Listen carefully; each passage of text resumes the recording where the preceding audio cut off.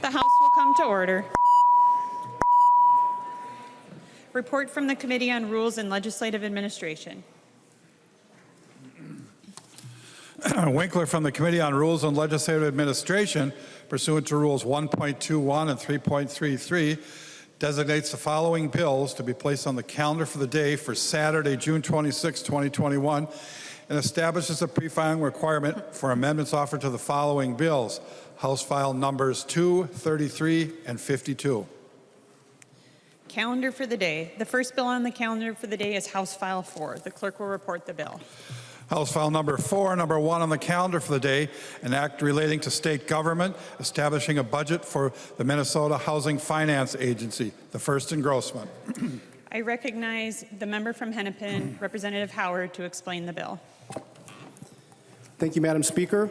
This housing omnibus bill is the product of a lot of collaboration and work amongst members in our Housing Committee in the House and the Senate, so I just want to start with a few thank yous. More than anything, I want to thank Chair Hausman and Senate Chair Draheim for leading our conference committee and subsequent working group and ultimately coming to the conclusion of a very strong bill for Minnesotans. I also want to thank Commissioner Ho and her team at Minnesota Housing, and I want to thank the members of the working group in the House, Representative Ryer, Representative Igbaje, and Representative Tice. And also want to thank Senator Duckworth in particular, who was engaged and helpful as we worked on the eviction moratorium off-ramp. We have great staff in the House that have guided this process. I want to thank Owen Worth, Jennifer Nelson, Harry Miracle, and Blake Wilcox. Also our nonpartisan staff, Mary Mullen, Ken Savory, Chelsea Griffin, and Maureen Scandy in the Revisor's Office. Members, the greatest challenge we had in putting together our housing omnibus bill is how do we meet the significant needs all across the state with limited resources. We had a target of $10 million. We know that we had a housing crisis before this pandemic, and so $10 million doesn't go very far, but we worked hard to make sure we're putting those dollars to the best use possible. In our bill, with $10 million above base, we directed resources to the Workforce Home Ownership Program, the Challenge Program, the Home Ownership Assistance Fund, Manufactured Park Infrastructure Grants. We created a local housing trust fund to help local communities invest in the housing solutions in their communities, and we created a shelter task force, work that carried by Representative Keeler. In this bill, we are also carrying $100 million in housing infrastructure bonds. This will help us address housing needs across the state. Specifically, a portion of those resources will be directed to single-family homes and manufactured home park acquisition and improvements. Members, there is not a lot of permanent policy in this bill, and that's because both the House and Senate agreed the most pressing challenge before us from a policy basis was to address an off-ramp to the governor's eviction moratorium. So I want to spend a little bit of time talking about that. I think that's what some of the balance of the debate will be on today. Governor Walz's eviction moratorium was put in place to help Minnesotans stay home and stay safe, and it has saved lives. When we look at studies from other states that dropped their eviction moratorium, it is clear that we have helped save lives and keep people safe over the course of this pandemic. But now as we come out of this pandemic, I would argue that we have a responsibility here in this legislature to make sure that we don't replace our health crisis with an eviction crisis. We have the responsibility to ensure that renters and landlords who have lost income due to no fault of their own have an opportunity to catch up and get well. And that's what this bipartisan compromise with the eviction moratorium off-ramp will do. And it really accomplishes a lot of the shared goals that I think members in this body and the Senate have been talking about for many months. This legislation will end Governor Walz's eviction moratorium executive orders and replace it with a stepped-down off-ramp that provides both protections and peace of mind to renters and to landlords. The central piece or tenet of this off-ramp is to drive Minnesotans to Rent Help MN or to call 211 to apply for over $500 million in rental assistance that was passed by Congress. This rental assistance will help Minnesotans who have fallen behind on their rent catch up and will help landlords be made whole, a true win-win that will prevent evictions and create housing stability for Minnesotans across the state. And I would argue, too, that in this chamber, we all have an opportunity to get the word out to our constituents. We're going to have a long debate today. Well, hopefully not that long. But we all have an opportunity to put on our social media to our constituents to send out, go to Rent Help MN if you've fallen behind on rent. We want Minnesotans to sign up for assistance that will help them get through this pandemic as we come out on the other side. Members, when we passed the eviction moratorium off-ramp early in the session, it was the minority's desire for our bill to look more closely to the Senate bill, and I'm happy to report that we took that advice to heart. In interest of getting a compromise, we worked off the Senate bill with a few substantive and important changes. And the one I want to call out in particular is a pre-eviction notice. Minnesota is one of 2 states in the country that doesn't have a pre-eviction notice on the books. After 15 months of an eviction moratorium off-ramp, we feel it is important to have landlords send a notice to their renters with the amount of rent that is due, the information on rental assistance that is available to them, and the consequences if they don't apply for rental assistance. And members, this does create better communication between landlords and renters and a win-win. Because of the Congress's legislation says that if a renter is evicted, that landlord cannot collect rental assistance. By ensuring we have better communication between landlords and renters, we help renters get the assistance they need and landlords get made whole. Again, a win-win for Minnesotans. The House did not prevail on some of our provisions. We'd hoped to expunge records of improperly filed evictions. We dropped that provision in the interest of getting a bipartisan compromise in the final bill. But overall, what we have here is legislation that is a win-win for renters and landlords, and I would encourage members to vote yes on the Housing Omnibus Bill and the eviction moratorium off-ramp today, and look forward to the discussion. The member from Stearns, Representative Tice. Thank you, Madam Speaker. I would like to re-refer HF 4 back to the Committee on Housing and request a roll call. Representative Tice requests a re-referral of the bill and a roll call. Seeing 15 hands, there will be a roll call. Thank you, Madam Speaker. I'll have the chief clerk report that. Tice moves that House File Number 4 be re-referred to the Committee on Housing, Finance, and Policy. Representative Tice. Thank you, Madam Speaker. The hearing that we did have was informational and a walkthrough only. We had no chance to get any input or to offer any amendments. The eviction moratorium off-ramp needs further work. A lot of us don't agree with the 15-day extension on it. A lot of our housing providers are already facing a lot of hardship, and we need to make sure that we do something to take care of them. This bill does nothing to ease regulations that would make home ownership less expensive, promote construction of new single-family homes. And that is something that is so near and dear to my heart, and yet I see nothing being done, even though we talk about the fact that we do need more housing. And I did ask for a roll call, correct? Thank you. Further discussion on the motion to re-refer. Seeing no further discussion, the clerk will take the roll.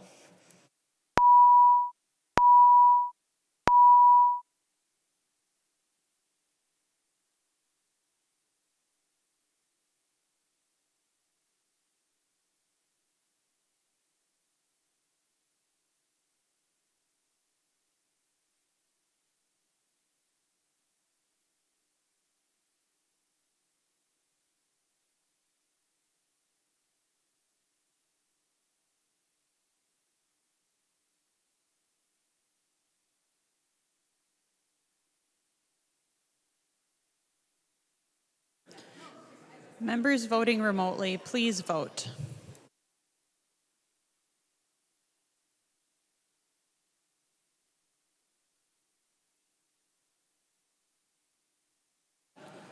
The clerk will call the names of all those members who have not yet voted.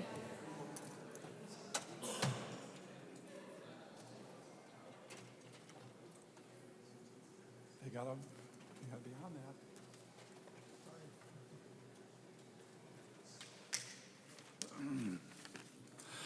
Ackland. Ackland, yes. Ackland, aye. Baker.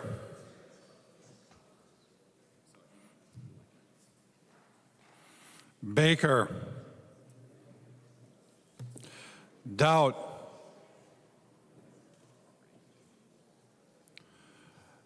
Doubt. Doubt, aye. Elkins. Elkins, no. Elkins, no. Erickson. Erickson, aye. Erickson, aye. Frankie.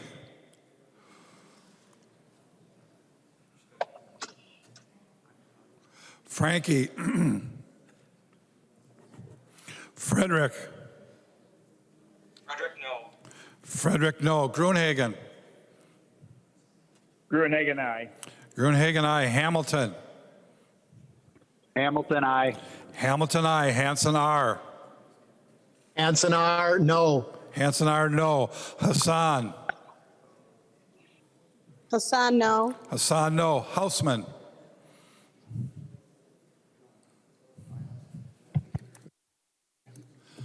Hausman.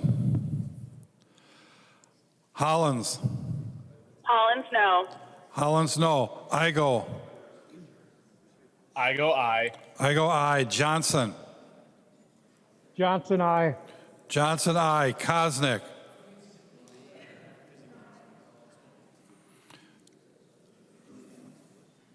Kosnick. Kosnick, aye. Kosnick, aye. Lee. Lee, no. Lee, no. Lucero. Lucero, yes. Lucero, aye. Mariani.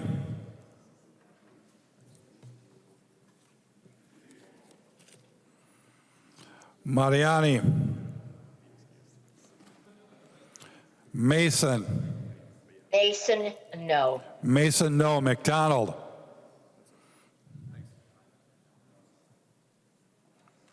McDonald. Munson. Munson, aye. Munson, aye. Murphy. Murphy, no. Murphy, no. New Brindley. New Brindley, aye. Novotny. Is that no to the sandwiches among both? Novotny. Petersburg.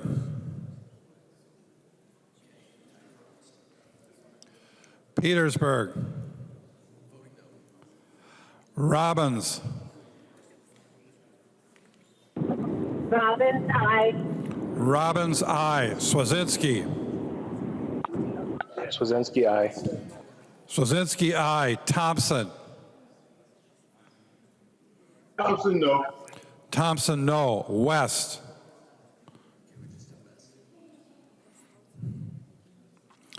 West.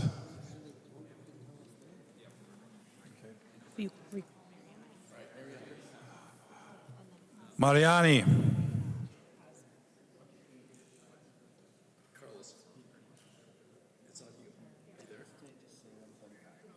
Mariani, no. The clerk will close the roll. Pearson votes aye. Pearson votes aye.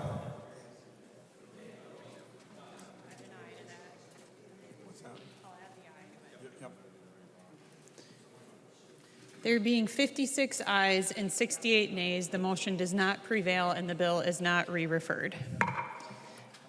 To House File 4, there are amendments at the desk. The clerk will report the amendment. Nash moves to amend House File Number 4, the first engrossment. The amendment is coded A1. The member from Carver, Representative Nash. Thank you, Madam Speaker. This is the A1, and I would request a roll call. Roll call having been requested, seeing 15 hands, there will be a roll call. Representative Nash. Thank you, Madam Speaker. So the A1 is a bill or an amendment to really send the message that the developers should be allowed to decide what they build. And as a former mayor, I will tell you that we have had conversations. Thank you, Madam Speaker. We have had conversations about the fact that builders need to be able to build the product that the people who want to live there would like to buy. And this is an important component of what's been left out of this bill. And, you know, I will tell you that builders want to build houses for people who want to move there. You've heard me talk about how I view our home in Waconia through the eyes of now both my oldest sons, that they view that as their North Star, that they have a fixed place on the planet that they can come to, and that they see that as an important place that is very grounding for them. There are a number of people that want to buy a home in Minnesota.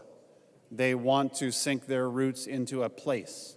They want to create an opportunity for their family to have memories built there, to add to the strength of their community, to be an active participant in things that go on in the community. But when many, not all, municipalities or other organizations like a county decide that there are requirements for certain things on the outside of a house, let's say brick facades or certain types of numbers of trees or lot sizes or other things, that begins to shrink the pool of potential buyers, because as a nationwide realtors study showed, that for every $1,000 you increase the price of a home, you're pricing out 4,000 people from the potential buyer market. So that becomes problematic. And as we begin to carry those things out and we see the competitive nature of states that are adjacent to us, we see that in Wisconsin, actually one of our members just asked me this, in Wisconsin, same house, same floor plan, same accoutrements, same everything is $35,000 to $40,000 less. And Chair Hausman has roundly criticized the sources that I've used in the past because she didn't like them. But I will tell you that there has now been another study done by Zillow. And for those of you who don't know what Zillow is, it's an online app and web page that you can use to check what is available from housing stock out there, and you can compare prices and you can see some of the things that things are selling for. So it's a very handy tool. But Zillow actually engaged a number of independent, third-party, non-biased economists, and they published this study not long ago. And what they said is that regulation is a problem. Over-regulation is a problem. And you've heard me say that I am very much in support of local control, but I am against local out of control. And I got a really angry email from a local mayor saying that I've lost touch and I'm a bad person, apparently, Representative Hornstein. I'm a bad person. But members, here's the reality. Some cities do it really, really well. Some cities don't. And the cities that are being very prescriptive are effectively telling developers, like Representative Hertas, you've developed properties before as a builder and developer. They're telling those developers what they can and cannot do. And for those of you who espouse the virtues of local control, and I believe in local control, like I just said, and you'll say, well, we would never vote to tell the cities what to do. We would never vote to remove local control. I will remind you that you voted for the complete removal of local control when you voted to uphold the legalization of cannabis bill, because Representative Winkler tucked in there that the cities don't actually have a voice in whether or not they can or cannot prohibit a cannabis shop from being opened up. So for those of you that are going to pop up and tell me how awful I am as a human being and a member because I'm taking away, well, there may be other reasons, Representative Winkler, but at least on this one, if you voted for the cannabis bill, you voted to take away local control. So please don't go down that road, because you're going to be clearly hypocritical in that nature. But this effort is simply to say builders should have a choice. Developers should have a choice. And if you remember a conversation we had when the bill was on the floor during regular session, I used an example of starter homes in a community or communities in my district, like the city of Mayer, city of Hamburg, city of New Germany, even the city of Waconia, where I live, many years ago, had starter homes. We're not building starter homes anymore because so many municipalities are becoming heavily prescriptive that you must have this, and other things, because they want to drive the flavor and the way things look. We are in a housing crisis, and I think Representative Howard and I would agree on that, and so would the chair. We are in a housing crisis. We are not building houses fast enough to keep up with the demand. And the long-term implications of kicking that can down the road and not realizing that a simple fix like adopting this amendment, what that will do if we adopt this is to say to builders, build a good product, and they're not throwing up a Maytag box with a roof on it. They're building solid, quality homes that people can be proud to live in and call home. And what we're saying is, go build them. They still have to follow and comply with all the rules that are out there for how you build a home, but it's these other aesthetic things that go on to the requirements set forward by some municipalities and counties saying, oh, well, you have to have these accoutrements that really drive up the price and make it so that many don't get to have that North Star in their lives. And members, this is an important aspect of this bill. This bill is the housing bill. It should address housing. And certainly housing is the purchase of a home for many. Some will be renters, yes, I understand that. But others wish to buy a home. They get out of college, they start a family, they want to move into a home that they can then begin the progression to build equity in. And for many, the ownership of a home might be one of the most significant investments and returns that they ever see. But we're making it harder for them to do that by not allowing various municipalities or telling municipalities, you have to do a better job. And members, this is an important thing that we're going to do, hopefully today, to say we recognize that we need to let builders have as prominent a voice in the product that they are creating as the people who are going to live there. So, Madam Speaker, I was wondering if Representative Hertaus might yield to a question. He will yield. Representative Nash. Representative Hertaus, we've spoken and you've been a developer and a builder for some time. As these regulations have become more and more pronounced and many more of them, what has that done to your ability to build the home on the land that you own as the developer in the manner in which you would like to build it so that you can meet the needs of the customers who are telling you, I'd like to live here, and here's the kind of house that we would like to live in? Representative Hertaus. Well, thank you, Madam Speaker, and thank you, Representative Nash, for the question. I guess I'd like to preface answering that question by reaffirming that many of us have very much the same goals in terms of what we want to accomplish with housing. We know as an industry that high home ownership rates contributes to stable neighborhoods, stable communities, and causes people to be invested in their community. As Representative Nash mentioned, home ownership is one of those assets that becomes really one of the most significant pieces of families' wealth. So much so that even today, it has become a bank, if you will. As people enter retirement, they have the ability to either tap that equity or even do a reverse mortgage in terms of having security. But Representative Nash, you asked a question about the development process and about what that means when you have local communities mandating a lot of standards within a project. And land is developed with the principles of highest and best use. And each parcel is different.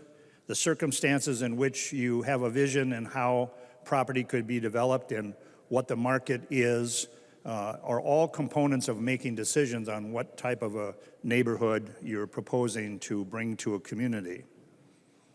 Now, many times you have topographic relief and issues that make it more difficult to develop the land.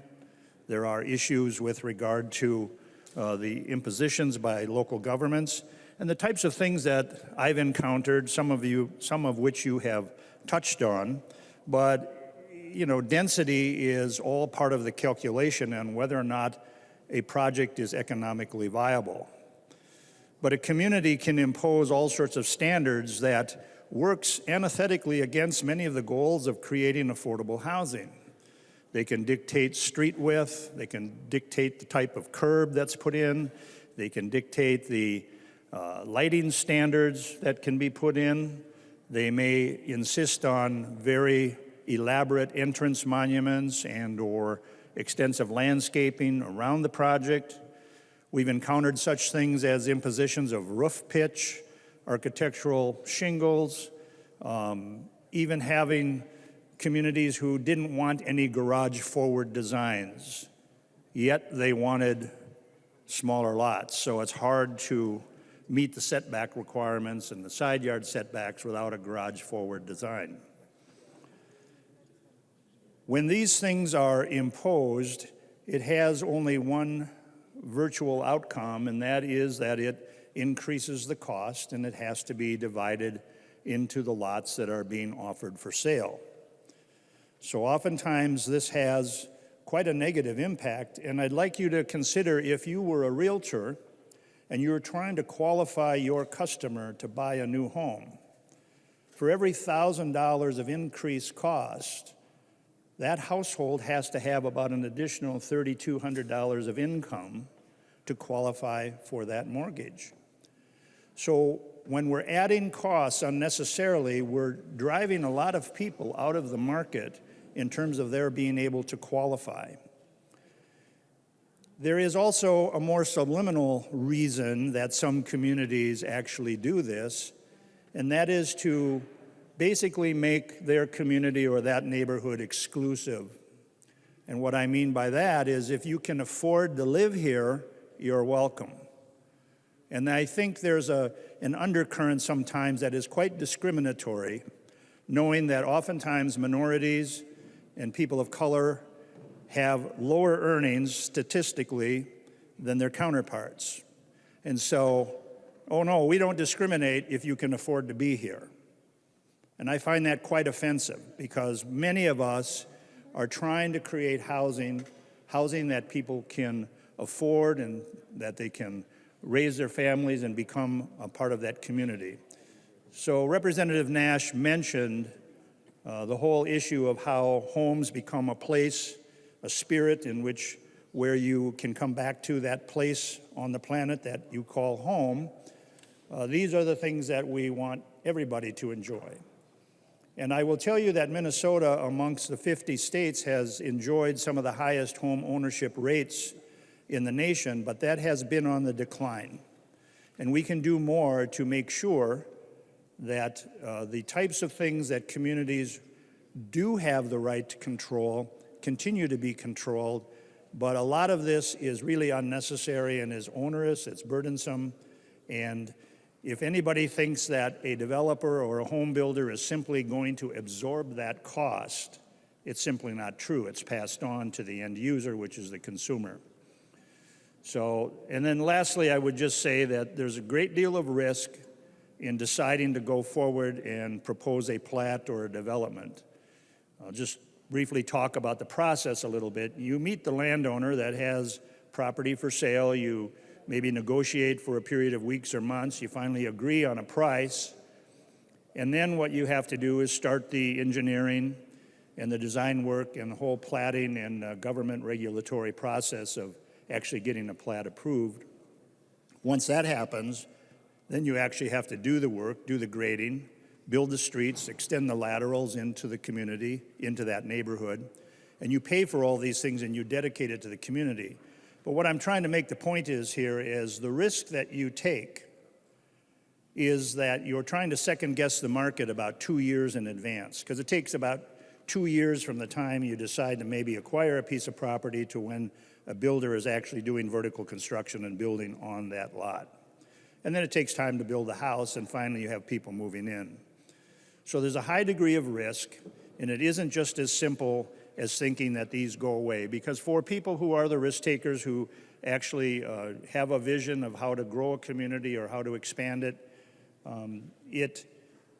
you have to understand that the profit is in the last lot sold. So there's an absorption rate. We call it the absorption rate. How fast will the market absorb these lots? And that's the risk that's involved. And when you keep imposing standards or onerous restrictions on what has to happen. You have to be able to roll and adapt with the market because the market can change quickly.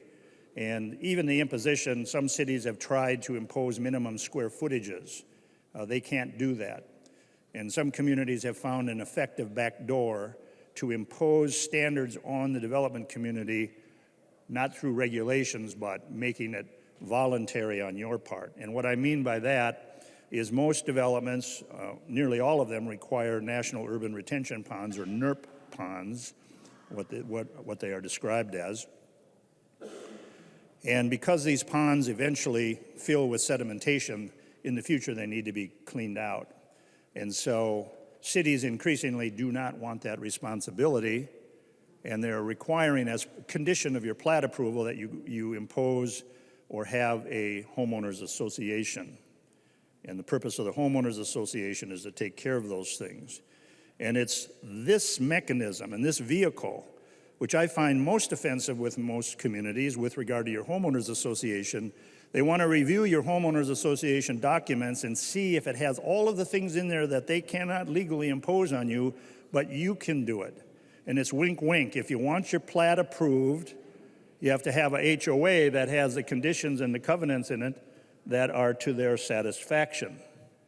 And so this is wrong. It's a wrong direction that we've been trending over the last few decades, and it is detrimental to housing and affordable housing and antithetical, as I mentioned, to the very goals that many of all folks on both sides of the aisle want to do, and that is to create affordable housing. But thank you for the question, Representative Nash. Representative Nash. Well, thank you, Madam Speaker. And I just wanted to point out that on line 1.6 and 1.7 that it says that the municipality cannot exclude these amenities. If builders and buyers want to put things onto the house, and I know Representative Mecklin is a remodeler and he does things like that. If somebody wants to build a house and then have someone like him come in and add certain amenities, that can be done. But what this amendment says is that you're not required to do that prescriptively from the municipality, but that you could, if you wanted to at a later date, have that added in. You could, at the time of construction, have that put in, but that it's something that cannot be mandated upon granting of that house being built. So, members, I would strongly urge your green vote on this. Looks like Representative Howard is going to pop up and rule me out of order for some new and creative reason. Okay, maybe not. But I urge your support of this. Again, it is not saying that you cannot put the power in cities' hands. They certainly have a hand in many of the things that go into this, but that this is a relationship that needs to be created between the buyer of the home and the builder of the home, and not be forced down the throat of the people as a result of what the city deems that they want to have present in their area. So thank you, Madam Speaker. The member from Hennepin, Representative Elkins.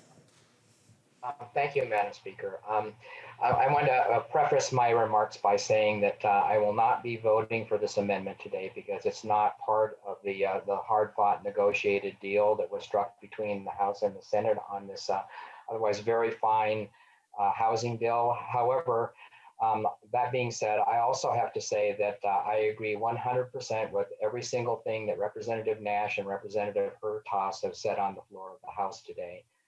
This provision is actually included in one of my bills, House File 1840, which is the House companion to one of Senator Rich Draheim's bills in the Senate.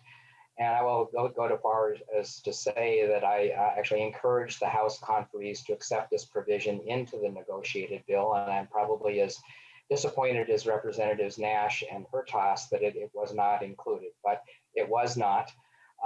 This provision will come back. I am in the second draft of what Representative Nash has earlier characterized on this floor as the quadratic equation that is necessary to crack the nut of housing affordability. Working on the Senate draft of a very comprehensive housing affordability bill that should be ready to be circulated relatively soon, and it will include this provision. Because as Representative Hertas says, This is one of several tools that selected cities, not all cities, but many cities are using as one of the tools in their toolbox to affect exclusionary zoning, to exclude minority communities, less wealthy residents from their communities, and it does need to be stopped. Thank you. The member from Sherburne, Representative Meckland. Thank you, Madam Speaker. I rise in support of the Nash Amendment for a number of reasons.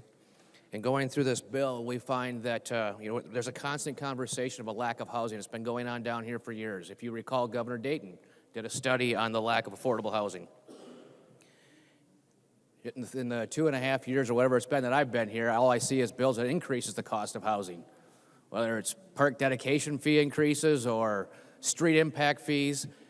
I mean, this year alone would have been easily $20,000 per home, and the bills that didn't make it across the line.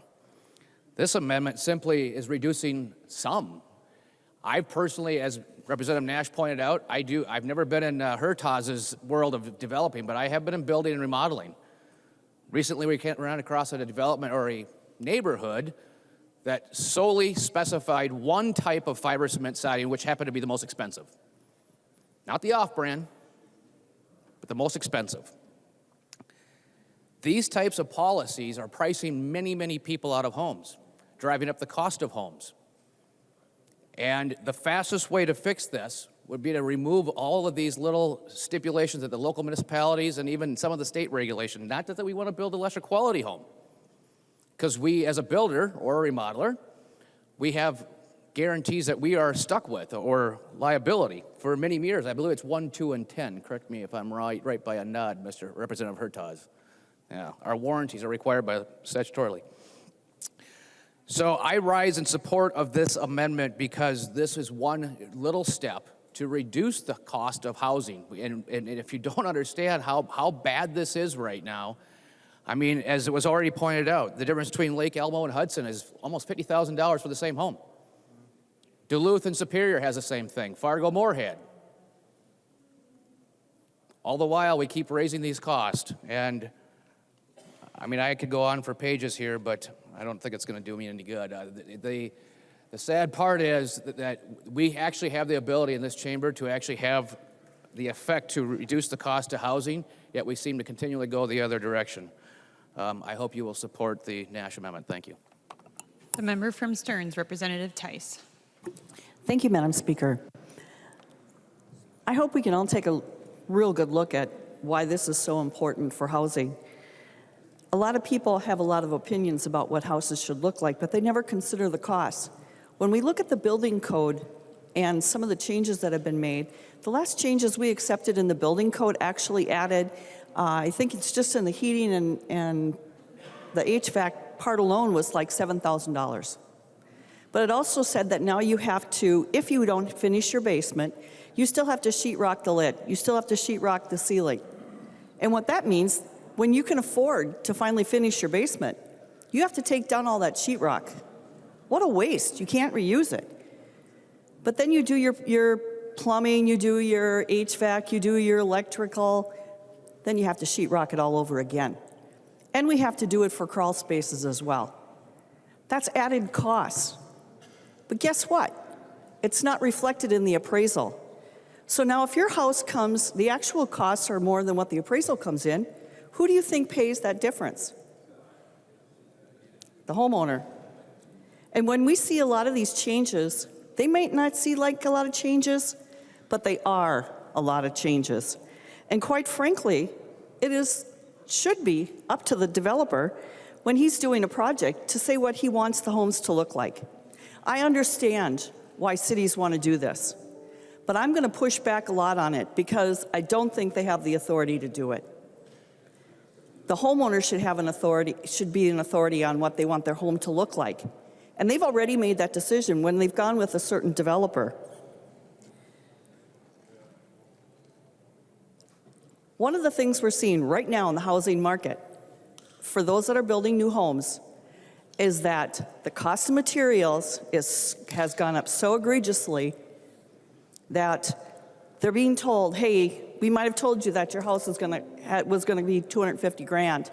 But guess where we're at right now with the housing prices? We're at $300,000. That homeowner has to come up with that money. It's not going to come from anywhere else. So that might mean an additional loan just to pay for what they had thought it was going to cost them X amount of dollars. But what we see, too, by some of these regulations and extra fees that come upon developers and different regulations that we might see is when someone wants to do a development, those lots are so expensive that Representative Nash was exactly right. We can't build a first-time homeowner home. When I first started, they were like $100,000, and that was in 1985. My husband quit being a carpenter with a group and decided to start his own company. It was around $100,000. And now I think an entry-level home is more closer to $250,000. We can't continue to do this. And Minnesota is an outlier in that it is more expensive, especially in the 5-state area, than anybody else. We need to pay attention to why Minnesota is growing slower than these surrounding communities. We need to make sure that we're looking at what are we doing, how can we cut down, how much do we value home ownership. We absolutely need to look at it. There are so many different things we can do. And I know people don't want to do it because they like getting the extra revenue, the extra money. But I think we're at a point right now where we're not getting homes being built.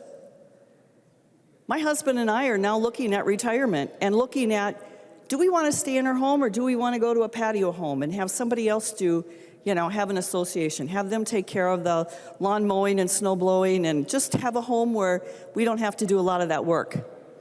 For us, looking at that retirement home, we're looking at least starting around $275,000, $300,000. I don't want that liability. I'll stay in my home. It'd be a lot cheaper for me to take care of those amenities by myself. But that's not what I believe. That's not what I'm about. I love housing. I've been in housing since 1985. I have been a past Builders Association president. So is my husband. I've been involved with the National Association of Home Builders. I love it. I love housing. But there's some point where we need to step back and say, where can we do better? And this is the start of one of them. And people need to step up and say, we can do this. I know cities don't like it, but nobody's going to come if they can't afford what you got going on.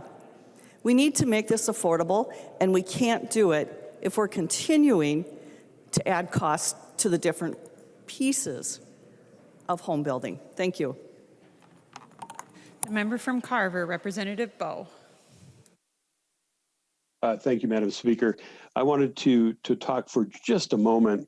I had the pleasure and honor of serving on the Chaska City Council for many years, and we often had complaints from folks who wanted to make sure we didn't allow what was called cookie cutter monotony to creep in, where you would have block after block of houses that all look the same. And so we found ways to do that in ways that did not impact the price point for the homes. And there are ways you can do that and avoid the monotony.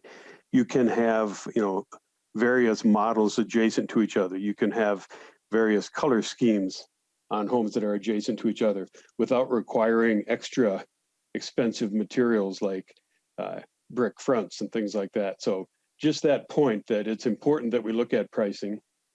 I did, during my time on the council, see prices for starter homes keep rising and rising to the point that you just had to shake your head when you heard it referred to as a starter home, when the prices were well out of reach of many people who would want a starter home. And so I would just encourage a yes vote on the Nash Amendment. I think it's wise to be looking for and considering the need for affordable housing and making sure that it's not regulation from the state level that might be driving a lot of those changes. Thank you. The member from Hennepin, Representative Howard. Thank you, Madam Speaker. Members, I will encourage a no vote on the Nash Amendment, although I too agree with much of what I've heard from Representative Nash, Representative Hertas, and others. I believe this is a discussion that should continue. As I mentioned in my opening comments, both the House and the Senate agreed to put away most of their permanent policy. This and some other provisions in the Senate bill, the House with some tenant protection provisions in the House bill.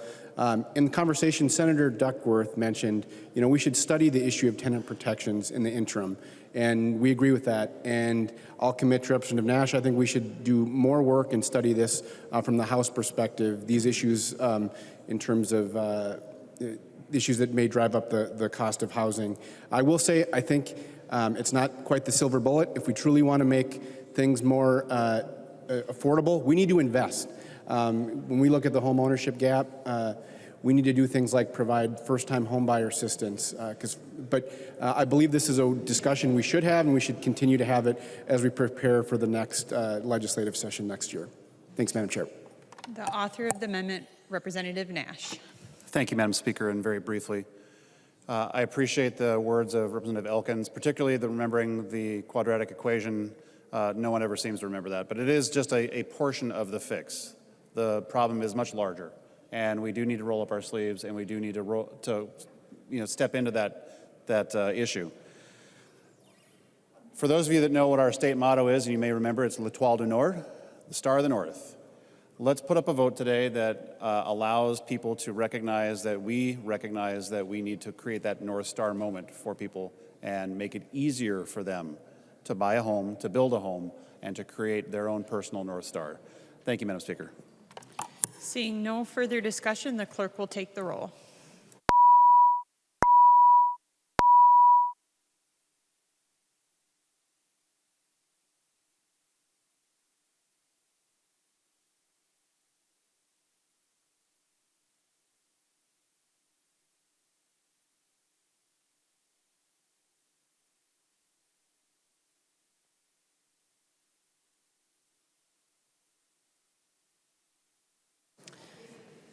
Members voting remotely, please vote.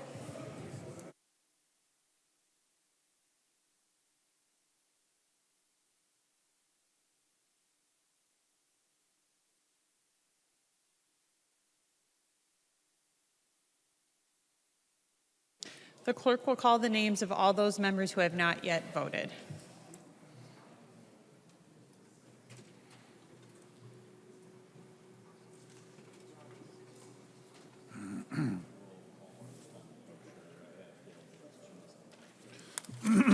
Ackland. Ackland, aye. Was that aye? Ackland.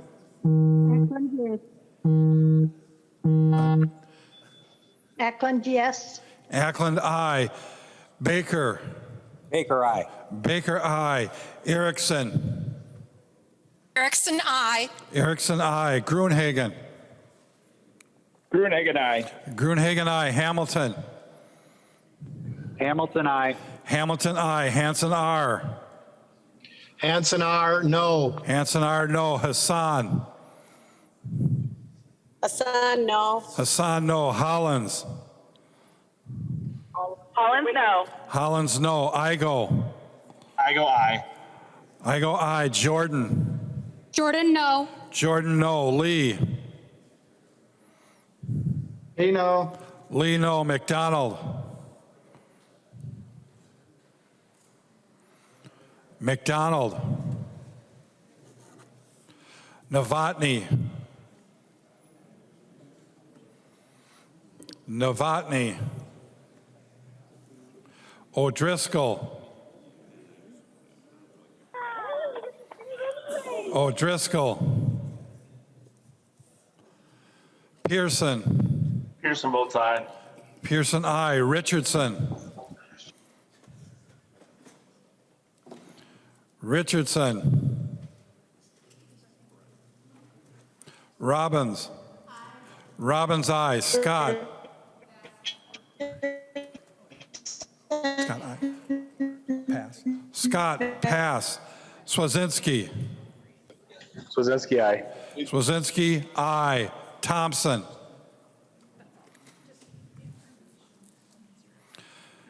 Thompson, no. Thompson, no. West. West, aye. The clerk will close the roll.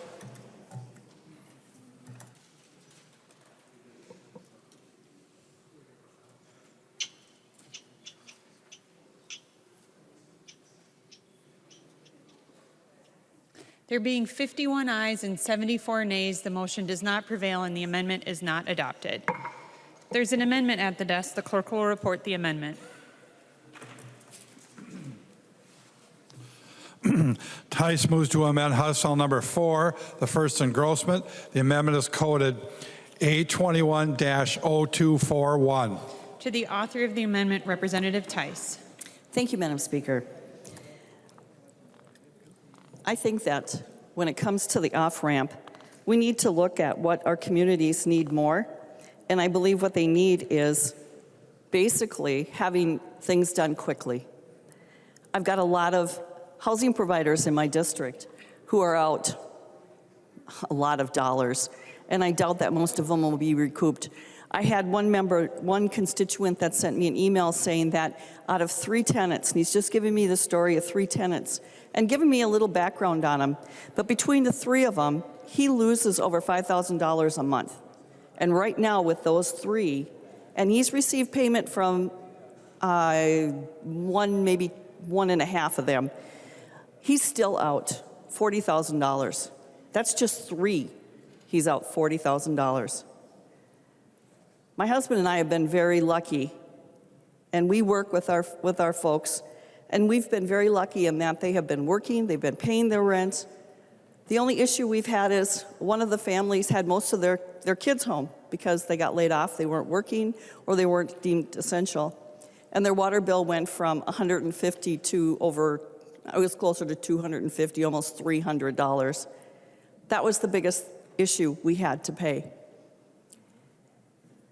What we need to do is have an off-ramp that basically says we acknowledge what they're going through and making sure that we're doing it quicker, that we don't have the extra 15 days, that we can say, hey, they just can't handle it.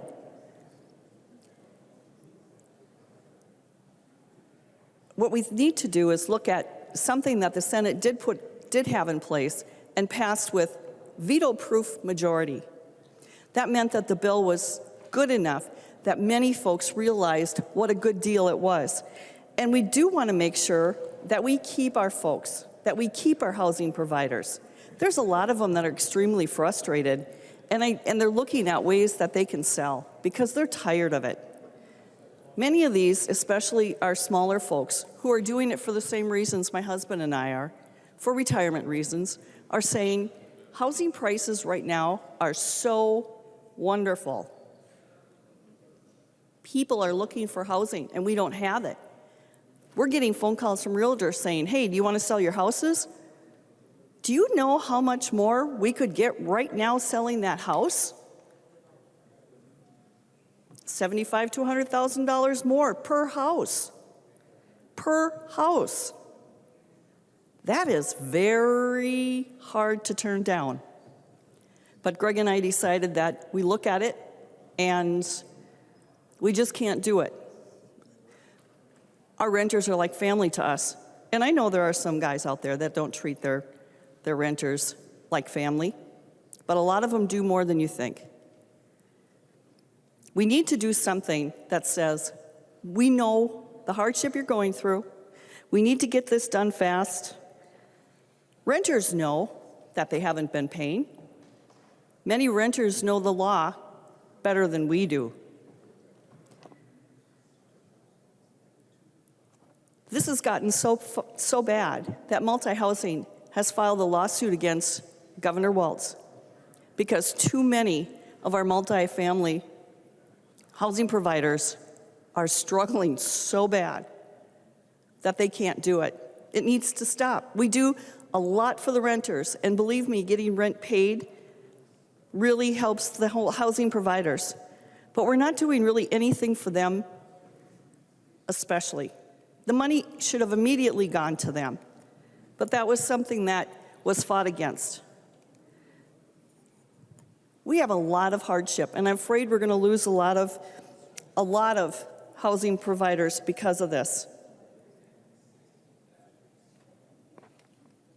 I really think this is a good idea. It was good enough for the Senate. Most of the Senate thought this was a great idea. I don't know why we're not doing it here in the House. We have some decent provisions in the House bill, but this is one way we can show housing providers that we've heard their voices, that we felt their pain because they have pain too. It's not just the tenants. It's the housing providers too. They've had to pay their bills. They've had to pay their water. They've had to pay their taxes. They have to pay their mortgage. But we haven't really been looking at that. And so now is the time where we need to really be expedient in saying that we hear you and we understand it, and that's what we want to do. Thank you, Madam Chair. Discussion to the amendment. The member from Hennepin, Representative Howard. Thank you, Madam Speaker. I would urge a no vote to the body. Representative Tice mentioned that we want to see this moratorium proceed quickly. Well, if we put an amendment onto this bill, that will prevent us from passing this bill today and will prevent us from moving forward with an eviction moratorium off-ramp. And I will mention that the amendment in the Senate bill that passed is very similar to the one we're taking up here today. In fact, again, in the realm of moving quickly, the off-ramp begins quicker based on this agreement than the Tice amendment. 15 days after enactment, will begin under the bill on the floor, 30 days in the Tice amendment. I will mention also, members, that the Tice amendment lacks a pre-eviction notice. Minnesota is one of only 2 states in the country that do not have a pre-eviction notice. And this is good for both landlords and renters. We ensure good communication, and that is going to get landlords paid. $500 million plus in rental assistance is available. That money is going to go directly to landlords. It's already started to flow to landlords. And so, members, in the interest of moving quickly, I would urge a no vote on the Tice amendment. The member from Stearns, the author of the amendment, Representative Tice. Thank you, Madam Chair. Could I get a roll call, please? A roll call having been requested, seeing 15 hands, there will be a roll call. Further discussion to the amendment. Seeing no further discussion. The member from Goodhue, Representative Haley. Thank you, Madam Speaker. I rise in support of the Tice Amendment, and I'd like to share with you a story from a constituent of mine. John is a younger gentleman, a hardworking gentleman who's been in contact with my legislative office practically on a weekly basis this year. He owns 2 units, and he invested in that as a way to build his own financial future and financial equity. And he's had, in both of these units, problems since the governor's eviction moratorium went into place. The first unit, the tenant actually didn't pay for almost a year and then moved out. And you may not be aware that in this current language, if the tenant moves out, the housing provider has no recourse and no ability through Rent Help Minnesota, no ability in this bill that we're going to pass today to collect on that rent. John's told me that he has taken on a second job and works construction on the weekends so that he can continue to pay the mortgage on this very small property with 2 units. This is the problem that the governor's emergency powers have created. We're not talking about huge developers that own, hundreds of units. These are folks that, like Representative Tice, that decided to invest in some housing units in a way also to be of help in our communities. We know we have housing shortages everywhere. But if we drive these housing providers out of business, we're only going to further this problem. I want to tell you about his other property. So his other property, he has somebody not paying rent as well, and he's applied through the Rent Help Minnesota. The Rent Help Minnesota process also has not been smooth, and I want to share some statistics with you. As of today, almost over 26,000 applications have been received, total requests of about $136 million. But out of that, only $8 million to 1,600 applicants have been sent out since April. You should be aware that of the applicants that have applied for rental assistance, only 41% have experienced recent unemployment. That means almost 60% are actively working and yet not paying rent. probably like the two folks that are renting from John. Of the 15,000 applications in Hennepin and Ramsey County, less than 2,000 are making less than $35,000 a year. So the majority of the folks that are applying for this are making good incomes and are choosing not to pay the rent. John shared with me, he took the name out, see if I can pull it up here, but he shared with me a text from his renter saying, look, John, it's really not my problem that you don't have the giant stack of cash that you need to pay the mortgage. You should have had your... Members, please mute. We can hear someone in the House chamber from a remote location. Representative Haley. Thank you, Madam Speaker. You should have had your blank, I won't say it, covered tight. It's really not my fault if I miss rent. I'll check with my mom on this, but really, it's not my problem. Stop calling me. And he says, and this young gentleman, John, he's so respectful. I gave him my personal cell. He texts me because he was so frustrated with government. He said, this is exactly what blocking evictions is causing people like me, Representative Haley. And again, I get texts and texts and texts from him as we've been trying to work this out. So this has been his experience. So he's got one tenant that, again, moved out after a year of not paying rent, and he can't recover the money. And now he's got another that is there, not paying the money and not cooperative. He finally urged this renter to go through the process of applying. So he applied through Rent Help Minnesota. It took months to figure out that the application was actually approved. So he's online and he sees that the system is telling him a status of accepted. He subsequently tries to enter the payment information. The system won't accept it. He then gets kicked out of the system, and his application status then changes to initial review. So then we try for a month to actually reach a live person to help this young gentleman figure out what happened to the application. It was approved, and then it somehow vanished, into thin air. We finally got a hold of somebody, and the response was, we need to wait for a case manager to call him back. It'll be sometime between now and September. I mean, folks, so the system we put in place to get this money out the door and to help housing providers doesn't work. The company that the state of Minnesota hired, this is an article from MinPost from May 21st. So the company that we hired is called Alita 360. A number of other states have used this company and in fact have had the same problems. Last month, Rhode Island replaced this vendor after its housing agency termed the arrangement unsuccessful. To quote, staff has experienced significant and continuous obstacles with the technology platform and concluded that the program will not meet the level of the agency's need. Staff determined that to continue to use Alita would be infeasible and would completely jeopardize the success of their rent relief program. Oregon did the same thing. Texas has the same thing, on and on. Ohio at the same thing. But Minnesota says, well, we expected a few glitches. Glitches? Housing providers can't, I read you the statistics.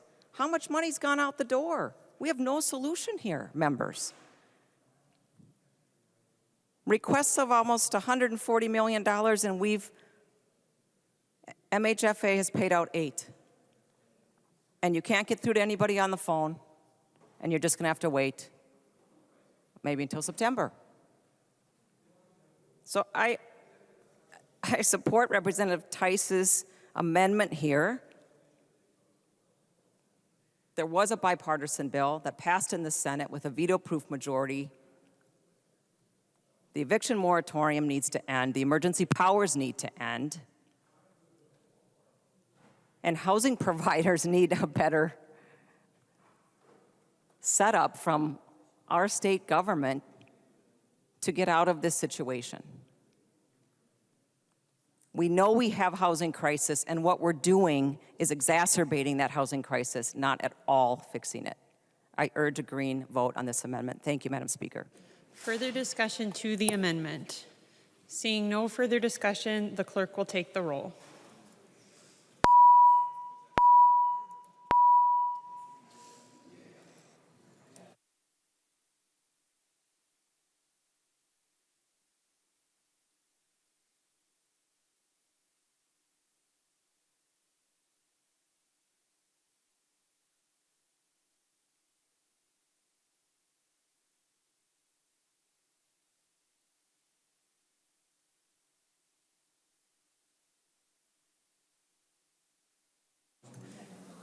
Members voting remotely. Hey, Dave? Please vote.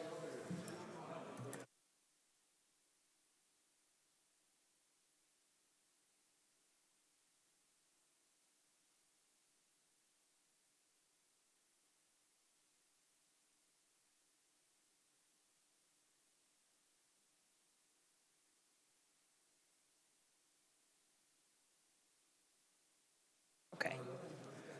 The clerk will call the names of all those members who have not yet voted. Ackland.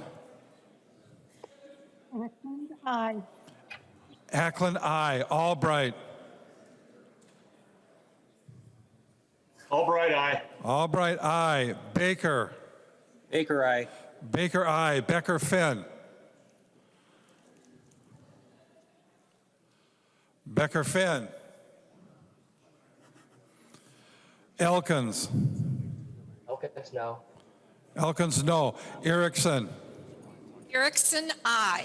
Erickson, aye. Frederick. Frederick, no. Frederick, no. Gomez. Gomez, no. Gomez, no. Gruenhagen. Gruenhagen, aye. Gruenhagen, aye. Hamilton. Hamilton, aye. Hamilton, aye. Hanson, R. Hanson, R, no. Hanson, R, no. Hassan. Hassan, no. Hassan, no. Igo. Aye. Igo, aye. Katiza Watun. Nay. Katiza Watun, no. McDonald.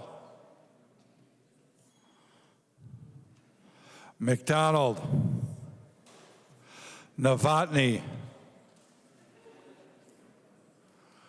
Novotny. O'Driscoll.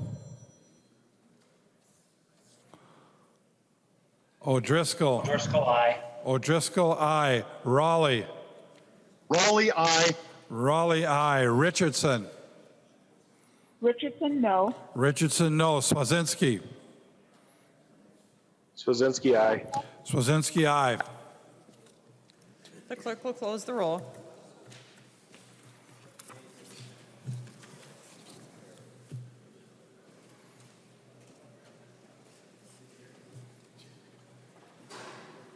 There being 59 ayes and 68 nays, the motion does not prevail and the amendment is not adopted.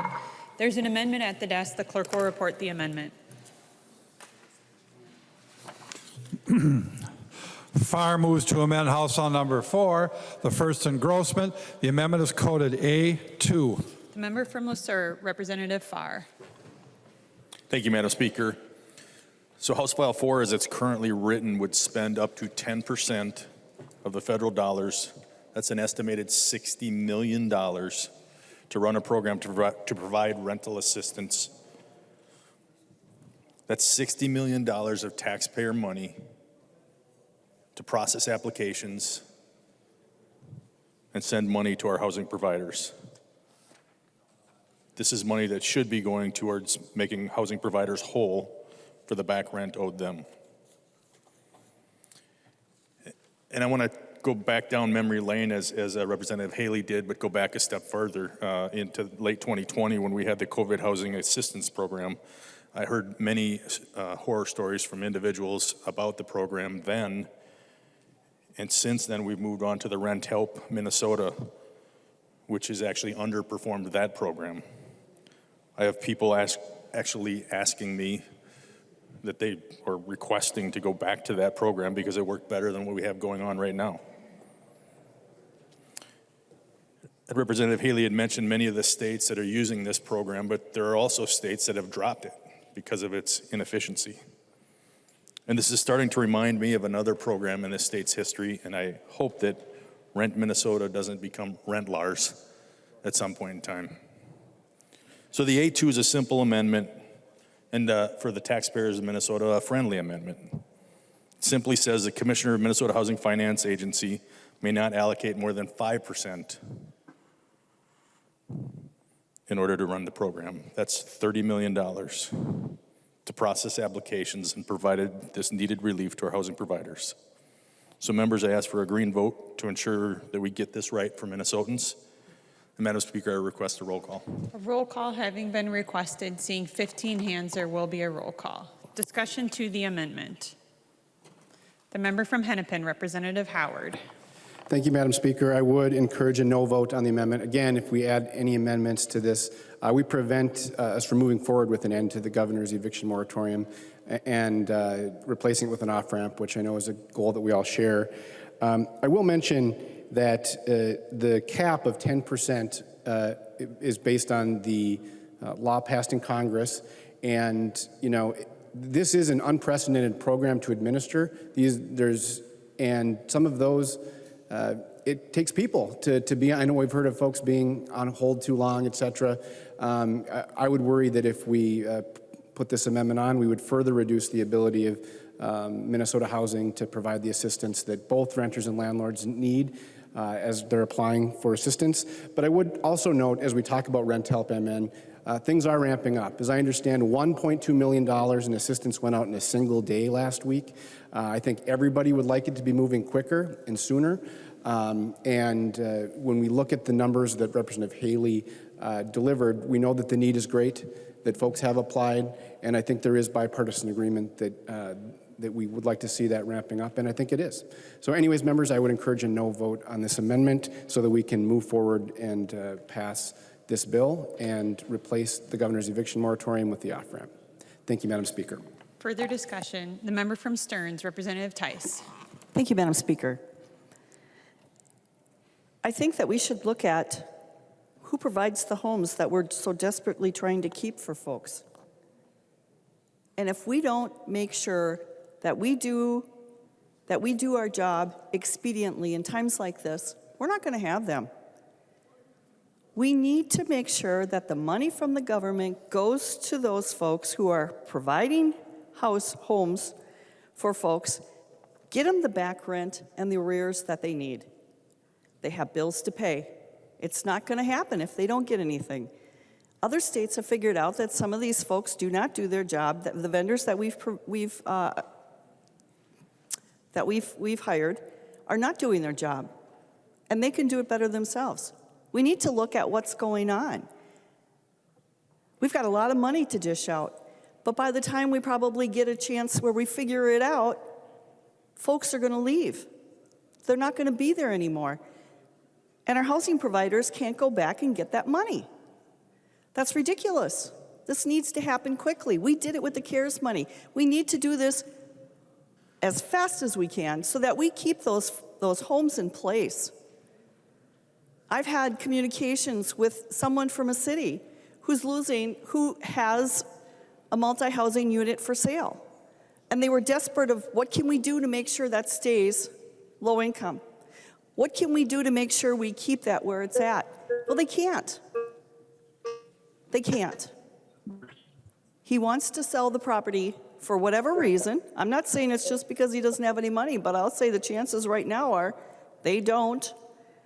We're hearing numbers of up to $500,000 for just one housing provider, one multifamily unit.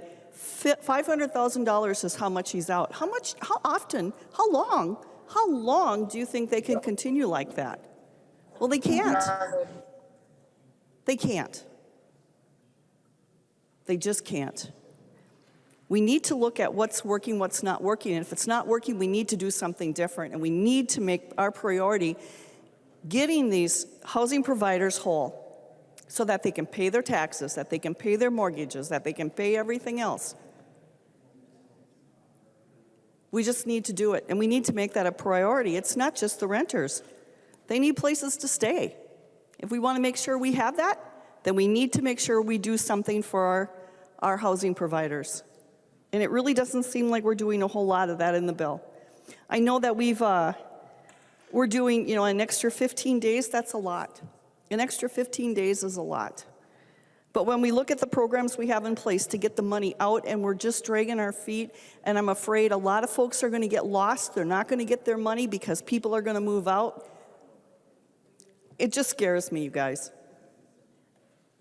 It just really scares me, and nobody else seems to be scared about that. We care a lot about what happens to our renters, but what if they don't have a place to go because they've sold their homes? They've sold their units.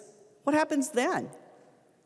And how do you promote a new person coming in and buying that when they've seen what's happening right now? I will say this over and over and over and over again. Minnesota is growing slower than our neighbors.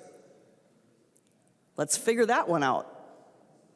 Maybe if we did a better job of respecting all folks, of respecting our housing providers, maybe then we'd have one less reason why somebody would move out. Thank you. Further discussion to the author of the amendment, Representative Farr. Thank you, Madam Speaker. So, we don't know how many applicants there are going to be at the end of this. But if we make an assumption that it's twice what we have today, that's over $2,600 an application that we could spend to get this done. And I just want to remind us that money doesn't simply fix the problem. I think Minnesotans deserve accountability from us, and that's what this amendment does, so I urge you to vote green. Seeing no further discussion on the amendment, the clerk will take the roll.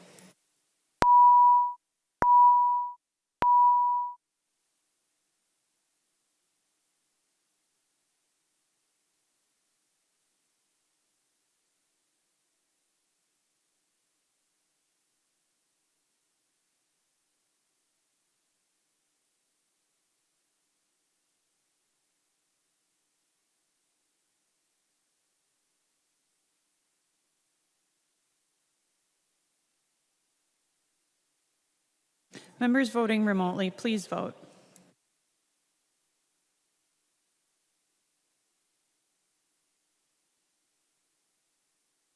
The clerk will call the names of all those members who have not yet voted.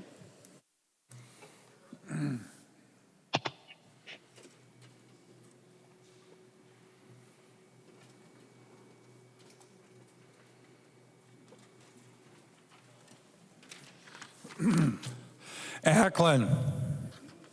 Ackland, aye. Ackland, aye. Albright. Albright, aye. Albright, aye. Baker. Baker votes aye. Baker, aye. Erickson. Erickson, I. Erickson, aye. Gomez. Gomez, no. Gomez, no. Gruenhagen. Gruenhagen, aye. Gruenhagen, aye. Hamilton. Hamilton, aye. Hamilton, aye. Hassan.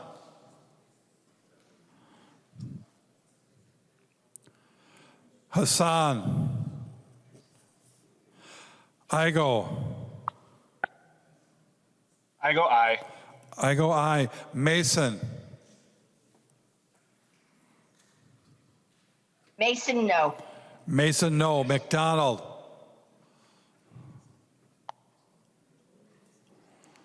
McDonald. Nelson, N. Nelson, and aye. Nelson, N. I. Novotny.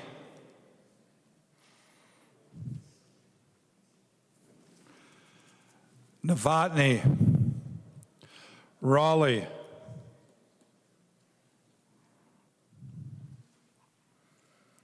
Raleigh. Richardson. Richardson, no. Richardson, no. Swazinski. Swazinski, aye. The clerk will close the roll.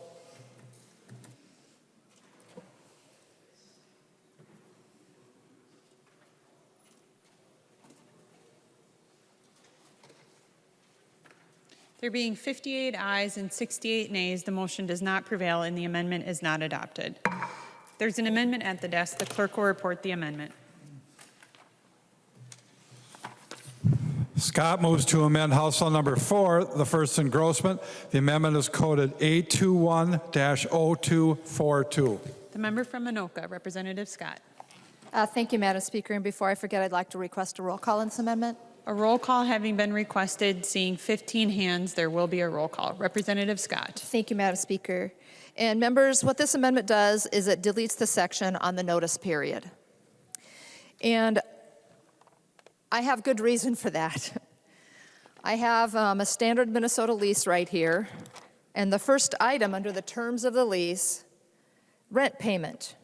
Resident will pay management the full monthly rent before midnight of the first day of each month while this lease is in effect and during any extension or renewals of this lease. Rent will be paid as required by management. Who is responsible for rent? Each resident is individually responsible for paying the full amount of rent and any other money owed to management. Now, lest you think that most housing providers only operate under that lease, most of them learn from their mistakes and their past times of being burned, and they have their own set of maybe rules and regulations that they put there in place for the tenant to sign. Again, the tenant signs these. It's a contract between the housing provider and the tenant. So our actual set of rules, number one is rent. Rent is due on the first day of the month. Tenants not paying by the 5th of the month will be charged a late fee after that of $10 a day after the 5th. Postmark of the rent determines the date. If the rent plus the late fee is not paid by the 10th of the month, an unlawful detainer will be filed the next day. So most landlords are already operating in a way that notifies the tenants what the requirements are. Now, lest you think that under the executive orders, much really changed, the executive orders exclusively say, the executive orders on the eviction moratorium say, nothing in this executive order relieves a tenant's obligation to pay rent. Members, people know when they owe rent. This is not rocket science. Members, we don't need another half of a month to notify people that they owe rent. In addition to that, the Minnesota Housing Finance Agency has spent over $100,000 on a contract with a PR firm to promote RentLars or RentHelp.Minnesota and let people know that the eviction moratorium is coming to an end. You absolutely have to have your head in the sand to know that you don't owe the rent. Another half a month on top of the 45 days for this and the 105 days for that and the 75 days for this. Not necessary, members. Would Representative Howard yield to a question? He will yield. Representative Scott. Thank you, Madam Speaker. Representative Howard, just a quick question here for you. Do you think that most people, most renters know that they owe rent? Representative Howard. Thank you, Madam Speaker. Representative Scott, I think most renters may have an idea of how much they owe. I will say we've been living under a pandemic for 15 months. It was referenced earlier that most renters have a good idea about what the legislature is up to. That I find hard to believe. A rental notice is just good practice. It's good communication. We heard from landlords that most of them already do this. We just want to make sure that landlords are letting folks know how much they owe in rent, that they can go to Rental Help MN to get assistance. so that landlords can get paid. Because the law in Congress passed says that if a renter is evicted, that landlord cannot collect rental assistance. So what we're after here is better communication between landlord and renter, and ultimately that is a win-win for the renter and the landlord. Representative Scott. Well, thank you, Madam Speaker, and it was really a simple yes-no question. So most people do know that they owe rent, and most people know how to contact their landlord to communicate already. Representative Haley talked about the communication that this John, that is a housing provider, he's receiving text messages from his tenant. We receive those too. We receive emails. We email back and forth. We have open lines of communication with our tenants if there are any questions, if the toilet is clogged, if something is broken within the unit. There are ways to get a hold of people. And my guess is the minute that this moratorium comes to an end, that housing providers are going to email every single one of their tenants and say, hey, this is coming to a halt. Do they need 15 days to do that? Nope, it can be done in 24 hours. Members, this is just pushing back even further the chances that housing providers are ever going to be able to collect past due rent. Again, we have 15 days for this, 45 days for that. There's nothing in the bill that's before us that gives the housing provider any sort of leverage, any sort of level playing field. That's all we're asking for. We've already heard of the delays in getting this money out the door. In fact, in the last 2 months, and I've got the Rent Help Minnesota page right here in front of me, and the statistic was that, and this is dated June 17th, by the way, so just a few days old, not even 10 days old, that of the 26,292 applicants received for a total amount of $136.5 million, that only basically around 6% of that money has gone out the door to 6% of the people. 6% in 2 months. If this is allowed to go on another year, which this bill allows, the off-ramp is basically a year long, time is going to outpace the amount of money going out the door to the landlords.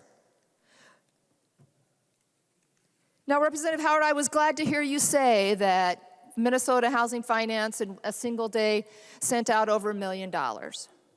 And I would hope that trend continues. But based on the track record that the state of Minnesota has with these sorts of systems, I'm not holding my breath, and I'm sure that housing providers are not holding their breath either. They're frustrated people. They're frustrated that people like Representative Haley's constituents' tenant, they're frustrated that for a year, a person is not being paying their rent. I've got some notes here from a landlord that said their tenant has not paid them in over a year. They have gone out, they got a brand new car, and a 75-inch TV was delivered to the property management office because the tenant wasn't home at the time, but they ordered a 75-inch big screen TV. Members, we aren't asking that much. Get rid of this 15-day notice. It's not needed. Members, I encourage a green vote. Thank you. The member from Wright, Representative Lucero. Thank you, Madam Speaker. And I'm wondering if the chief author of the bill, Representative Howard, would yield for a question.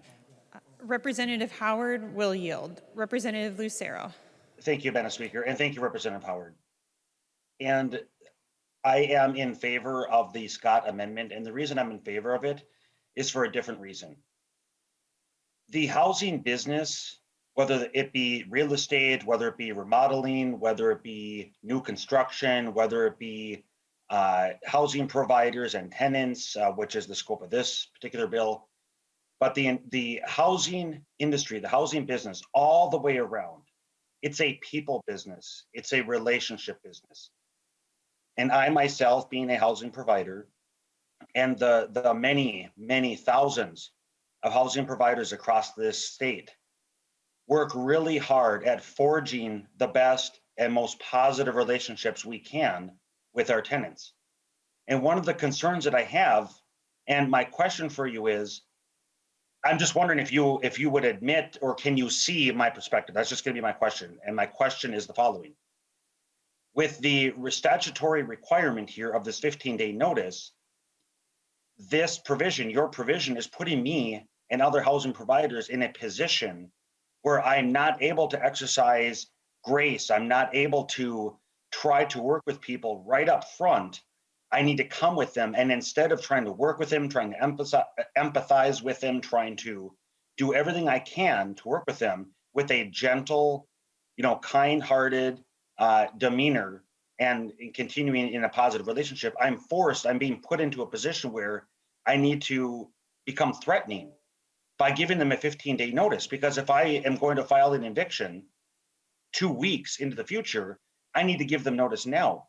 And we all know, Madam Speaker and members, that in the people business that we're in the business of legislating, that when you introduce friction, when you come at people with threats like an eviction, which is incredibly hostile, it puts people on the defensive. It raises the guards. It ruffles feathers. It builds walls.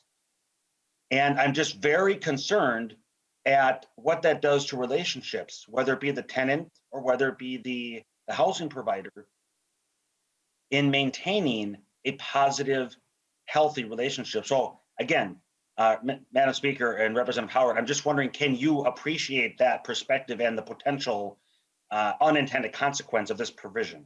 Representative Howard.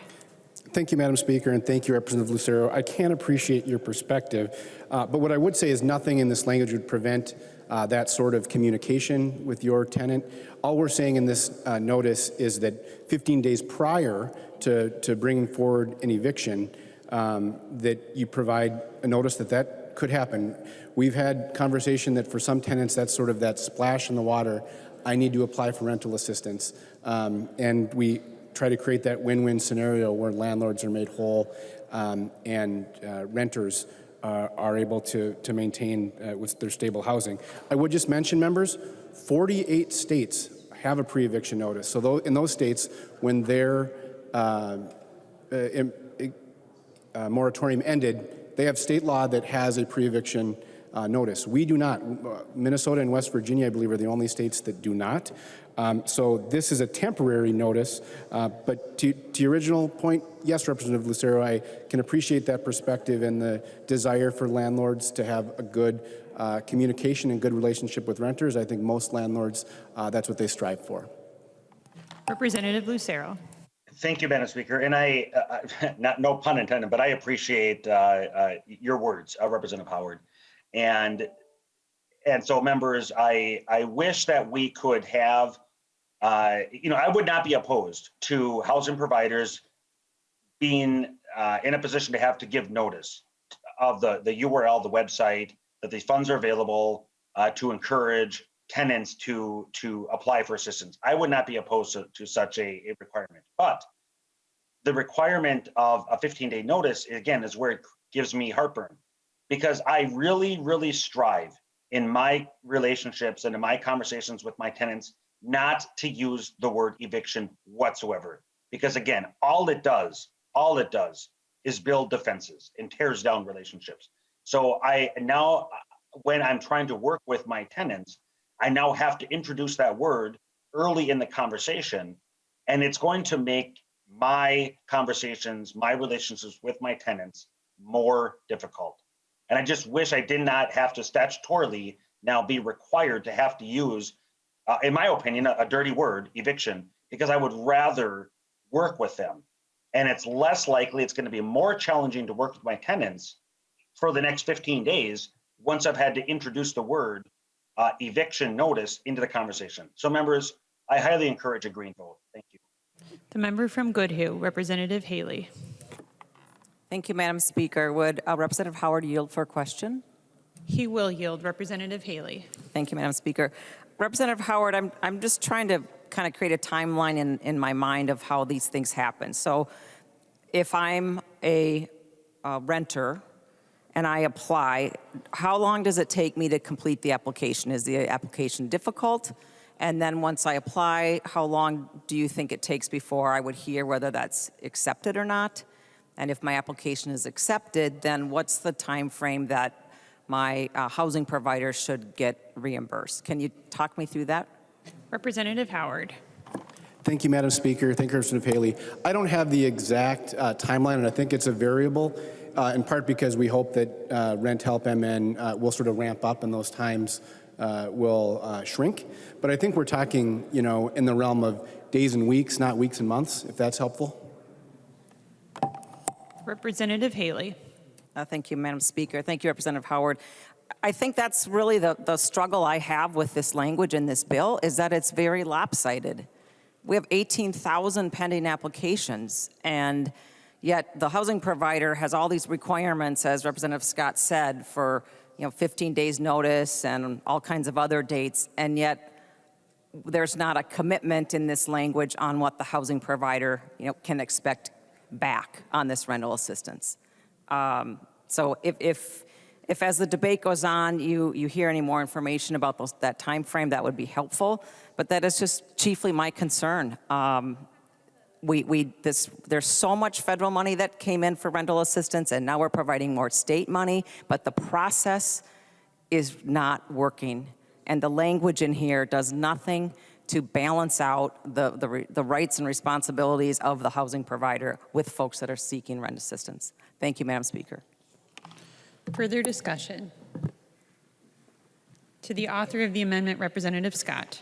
Thank you, Madam Speaker. And, just a couple of points that kind of came into my head as the discussion amongst other members was going on. And the fact that a tenant has to be living in the unit in order for the housing provider to receive those funds. So it's feasible, is it not, Representative Howard, if you would yield to a question? He will yield. Representative Scott. Thank you, Madam Speaker. It's feasible that a tenant gets this notice 15 days saying, I'm going to evict in 15 days, just letting you know. Isn't it feasible that that tenant decides, hey, I'm just going to move out now, and I'm going to burn my landlord? Remember the old Saturday Night Lights skit that Eddie Murphy did? It was called Kill My Landlord. This is called Screw My Landlord. And so, Representative Howard, isn't it feasible that a tenant can just jump ship and the landlord could be out at least maybe even a year's worth of rent? Representative Howard. Thank you, Madam Speaker. I think it's far more likely that the renter will apply for rental assistance because that renter wouldn't want thousands of dollars of back rent on the record or an eviction on the record. Again, we're after a win-win scenario. Just to Representative Haley's point briefly, in terms of lopsided and how does this go, keep in mind $500 million plus of rental assistance is going to go directly to landlords. I say that's a pretty good compensation. And let's be honest, this pandemic has not been fair to renters or landlords. Again, we're after that win-win scenario for both. Representative Scott. Thank you, Madam Speaker. Would Representative Howard continue to yield?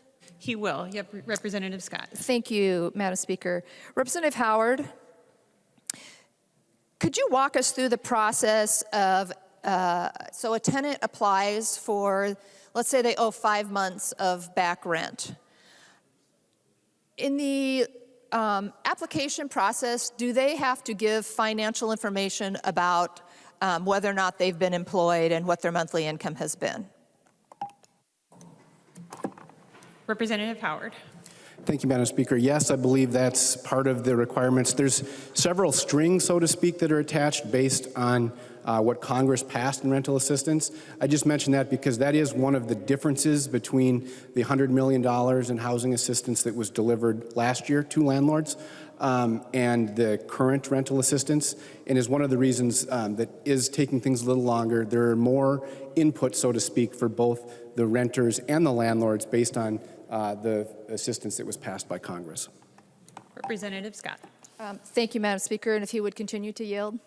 He will. Representative Scott. Thank you, Madam Speaker. I appreciate this because I'm, not walking through this process. Fortunately, my tenants are all paying. So for a tenant that applies for 5 months of back rent, Hold on, let me. and it is determined that through this process that they've been working the entire time, nothing in their income has changed, that they just have decided not to pay rent, and they're denied, what happens to the housing provider then? What is their recourse? Representative Howard. Thank you, Madam Speaker. The off-ramp, as it's structured, provides, we've mentioned that on the back end it's 105 days, but if a renter is not qualified for rental assistance, they can be either their lease can be non-renewed after 45 days after enactment, or after 75 days after enactment, that tenant could be evicted. Representative Scott. Thank you, Madam Speaker. Well, wow. So in this scenario, not only would they have been out 5 months of rent, then they have to wait another month and a half to 2.5 months before they can even have those people move out of their property, making it 6.5 or 7.5, 8 months or more. Representative Haley, you had it right. Very lopsided, very lopsided.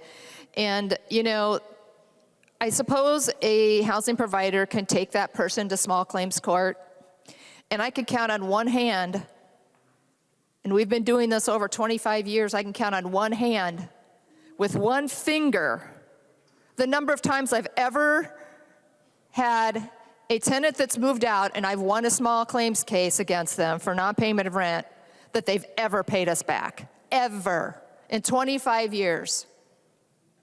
Putting on their credit report doesn't matter. This is a lopsided bill. Would Representative Nash yield to a question? He will yield. Representative Scott. Thank you, Madam Speaker. Representative Nash, I know you're an IT guy, and I know there have been several flaws, shall we say, with this system at Minnesota Housing Finance Association. And I'm just wondering if you could speak to that, and if you foresee, one of the things I said before was it looks like only 6% of these applications have resulted in money going out the door. And do you see with the current system, to your knowledge and recollection of this sort of, the whole IT thing, do you see that improving over the next few months? Representative Nash. Thank you, Madam Speaker. And Representative Scott, so some history. I have a friend of mine who is the president of a large housing provider, and she's called many times, very frustrated, has a lot of money outstanding, is not receiving checks on a regular basis, not receiving electronic payments at all, because that's difficult sometimes. So I picked up the phone and called Commissioner Ho.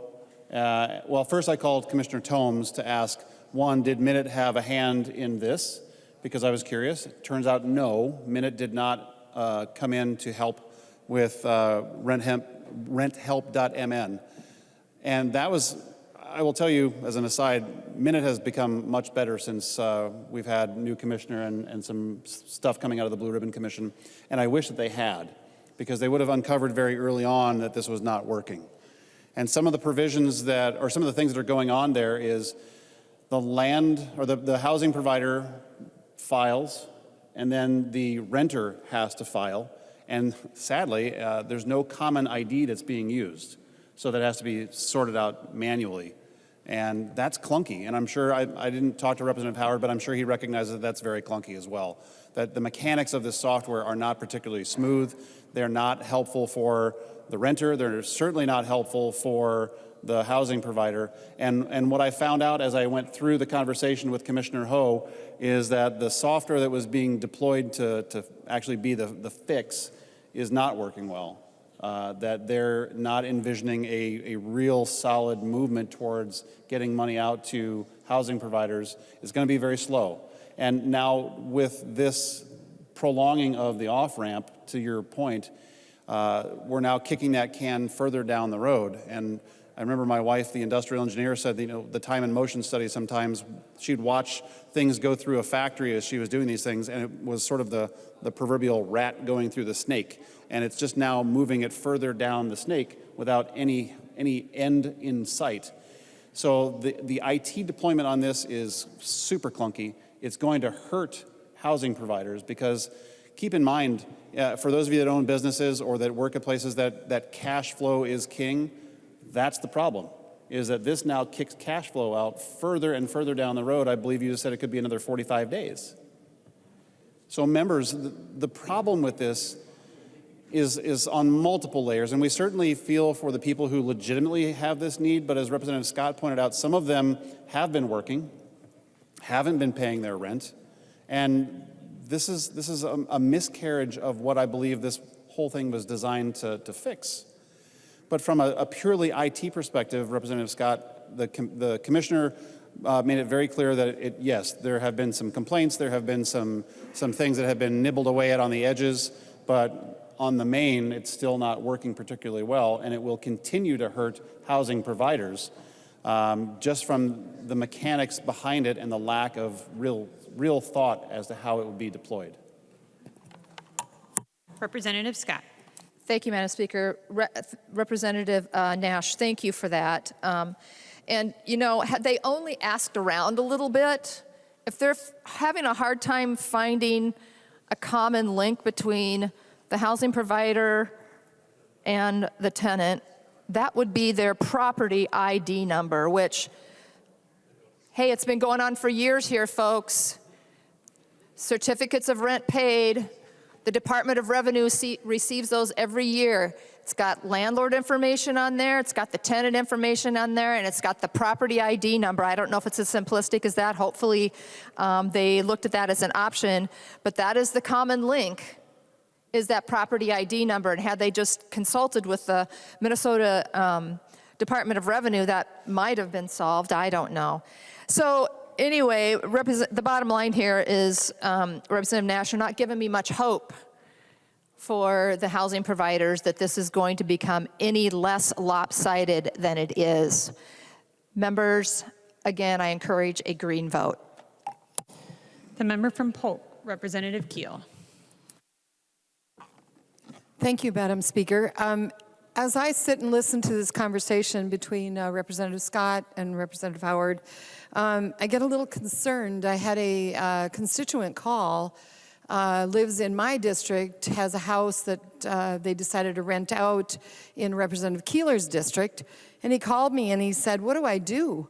This is sounding like there'll be no recourse for him. He has tried multiple times in multiple ways to encourage the home renter to provide or to apply for housing assistance, has not responded. So now you're telling me, or what I'm hearing is, that he now can say after this all passes that, oh, by the way, we are now going to evict you if you don't respond. But when we're talking about over a year's unresponse, I'm not sure that a notice of 15 days or the next notice that you're going to be removed is going to help him at all.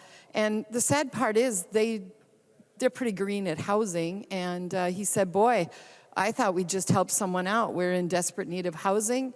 This is going to kill him from ever thinking about doing this again, the way it sounded. And so, Representative Chair Howard, my understanding is that correct, that he's still going to have to wait that many days, maybe 75 days, in order to remove, to be able to even recover that house, much less get it ready for sales if that's what he decides to do? Oh, yes, I'm asking Representative Howard to yield. He will yield. Representative Howard. Thank you, Madam Speaker. In this bill, if a renter refuses to apply for rental assistance, you could bring, the landlord could bring an eviction sooner. So that could be that situation. But again, hopefully a notice might encourage someone like this that facing an eviction, they would apply for rental assistance. But there's language in this bill that we're passing that if a renter refuses to apply for rental assistance, that they could be evicted sooner. Representative Keel.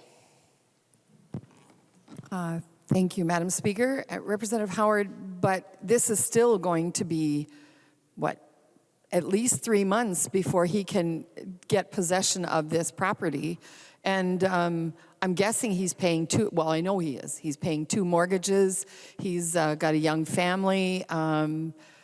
So you're saying that how many, he's probably going to wait, what, 3 months before he will be able to take possession of that property? Representative Howard. Madam Speaker, I believe they would be able to proceed sooner if the renter did not apply for rental assistance or refuse to apply for rental assistance. But again, sounds like the best outcome would be for that renter to apply for assistance, and a notice could potentially help encourage the renter to do so. Representative Keel. Thank you, Madam Speaker. So, this gentleman who has not responded as a rentor gets the 15-day eviction notice, has not responded in a year, will say, I'll just leave. Then I don't have to be responsible to pay any rent.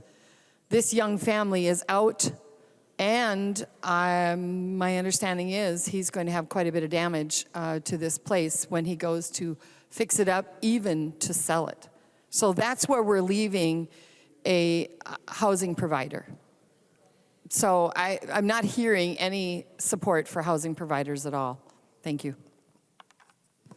Further discussion on the amendment. Seeing no further discussion, the clerk will take the roll.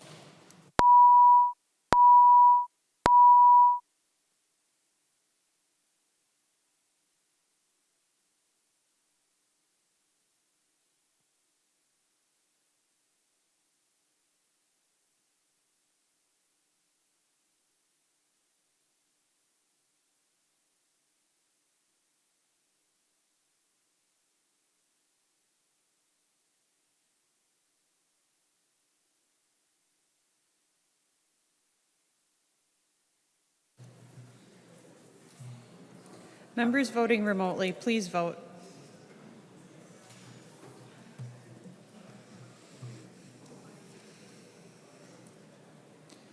Will the clerk call the names of all those members who have not yet voted?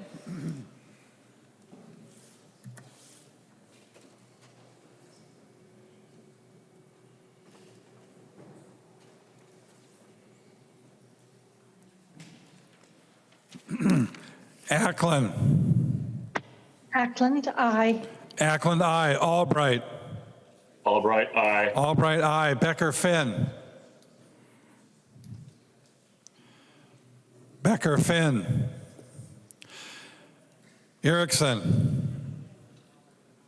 Erickson, I. Erickson, aye. Gruenhagen. Gruenhagen, aye. Gruenhagen, aye. Hamilton.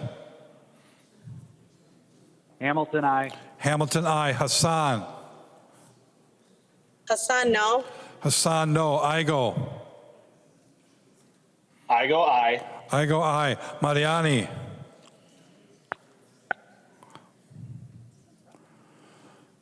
Mariani. McDonald. McDonald. McDonald, aye. Nelson, N. Nelson, and I. Nelson, N, aye. Novotny. Novotny. Richardson. Richardson, no. Richardson, no. Sundin. Sundin. Sundin, no. Sundin, no. Swazinski. Swazinski, aye. Swazinski, aye. The clerk will close the roll.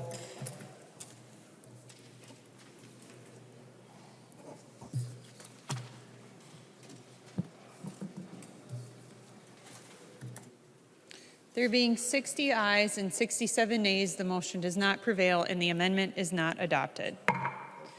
Representative Winkler. Madam Speaker, I move a brief recess. Representative Winkler moves a brief recess. All those in favor, please say aye.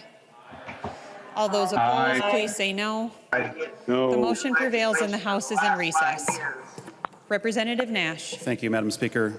Members, I wanted to thank Representative Winkler for arranging this. Members, here in a few minutes, the body of Lance Corporal Eric John Niss-de will be flying back, landing at Minneapolis-St. Paul Airport. He and several other Marines were swimming off the coast of Okinawa on June 6th, and he was carried out to sea in a riptide. I learned about this from my son, who is a combat medic on the island of Okinawa as well. That whole base is devastated. It's a small group, you know, a couple thousand Marines and Navy support group on that island. And members, we're going to work towards a moment of silence, but Representative Hamilton knows this family personally. In fact, he'll tell you some details about this family, how close they are. But members, this is a son of Minnesota who put on a uniform to go and defend our country. And if you either served or if you're a military parent, you know what these parents are going through. So, Madam Speaker, if Representative Hamilton would yield, I would appreciate it. Representative Hamilton. Thank you, Madam Speaker and members. And friends, this is the most difficult message I've ever delivered here on the House floor. And I'd like to give a special thank you to Representative Nash for having my back. I'm going to do the best I can to get through this. And Representative Nash, the family thanks you as well. I'd also like to thank Representative Jeremy Munson for getting the word out and assisting with strategically organizing flags to be flown along the routes from Minneapolis to our community of Mountain Lake.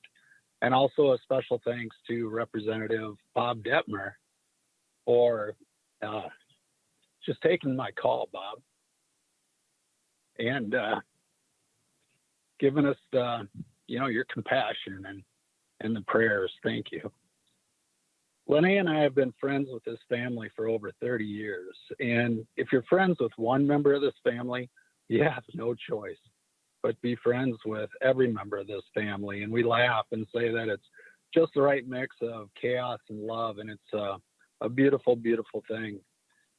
Friends, the Saturday before we received the news that Eric was missing, Eric's mom and his stepdad were at our home.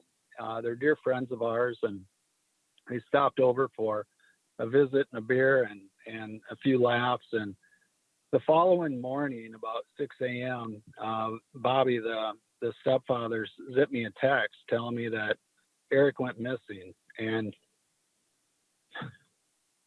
we were devastated. Eric and his family are very special people in our lives and the lives of many. When the search was going on, we had the Marine Corps, obviously, and the Coast Guard, the Japanese Coast Guard.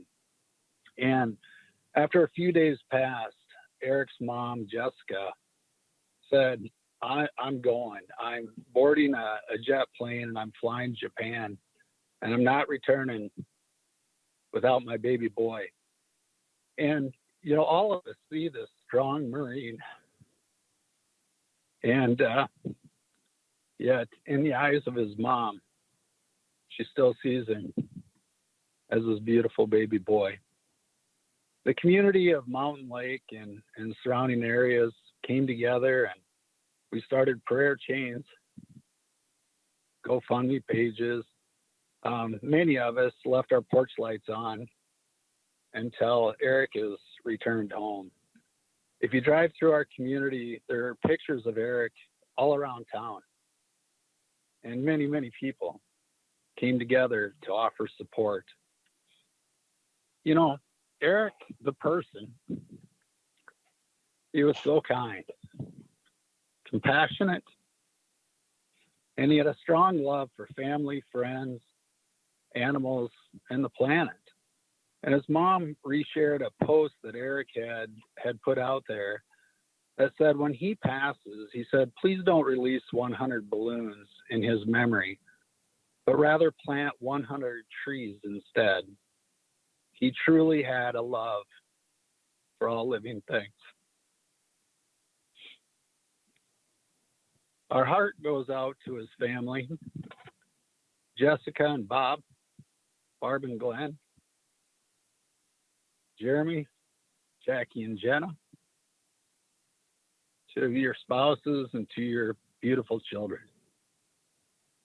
Lene and I love you deeply. So grant him eternal peace, O Lord, and may your perpetual light shine upon him. Thank you, Madam Speaker, and I'll yield back to Representative Nash. Representative Nash. Thank you, Madam Speaker. And members, thank you for this break in the action when we can all come together and recognize that young men and women put on a uniform to go and protect us. We have a lot of those here, and I'm sorry, but this just makes it very personal because my kid is right there, and I think about him in a time like this, but more so for this family who is devastated. So, Madam Speaker, if we could observe a moment of silence. Members, please rise if you are able for a moment of silence.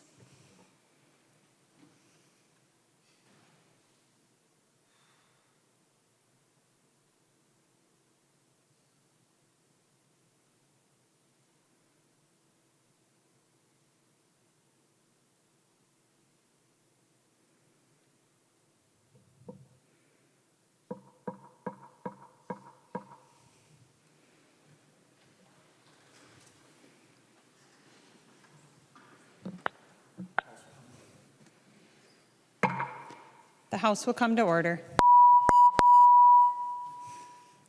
There's an amendment at the desk. The clerk will report the amendment. Scott moves to amend House File Number 4, the first engrossment. The amendment is coded A21-0244. To the author of the amendment, Representative Scott. Thank you, Madam Speaker. This amendment does two things. The amendment requires written notice from tenants when they've filed for assistance so that the property owner, the housing provider knows that that's happened. And folks, I think this is a really reasonable request and approach, as the CDC already requires tenants to provide much more information on their attestation to avoid eviction for non-payment. And we shouldn't require landlords just to, what's happening right now is they're filing for evictions and not really knowing if it's valid or not because some of the executive orders are a little vague. The second thing that it does is that it also requires a 30-day time frame for an application to be processed. And Minnesota Housing and applicants need to get their work done quickly, and a 30-day time period should be sufficient time to send an approval or denial letter to both the housing provider and the tenant. We've already gone over some of the issues that on the previous amendment that also trickle into this one. But members, I would request a roll call and request a green vote. A roll call having been requested, seeing 15 hands, there will be a roll call. Representative Scott. Further discussion to the amendment. Representative Howard. Thank you, Madam Speaker. I would encourage a no vote on this amendment. With the others, an amendment added here prevents us from moving forward with the eviction moratorium off-ramp. Specifically, I understand the intent about wanting to make sure that rental assistance is delivered as soon as possible, and that to prevent any sort of as much limbo as possible. I will say on this point, I did check with Minnesota Housing. There is not an ability in the system for a renter to say, start an application process and just leave it and let that stay pending for months and months. The system would sort of kick that out.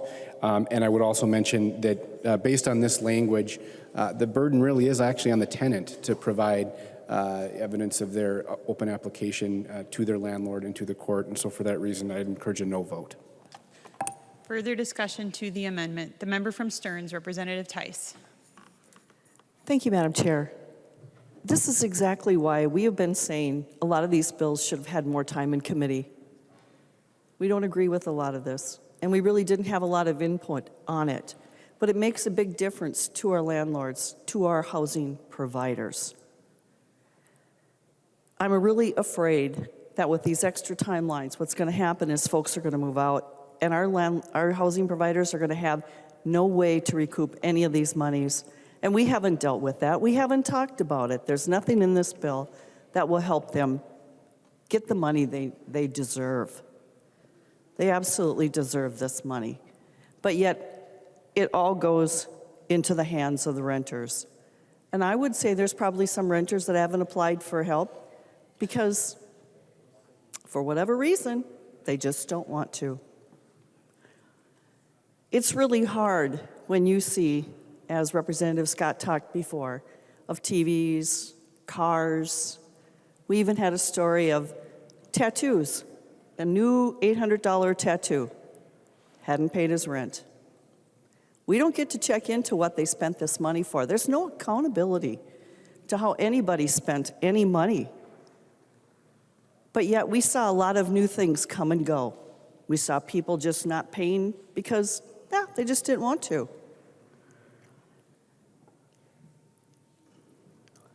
I have a constituent who said he had rented to a woman who is a CEO of a company, and she provided pay stubs when she applied to rent at his townhome.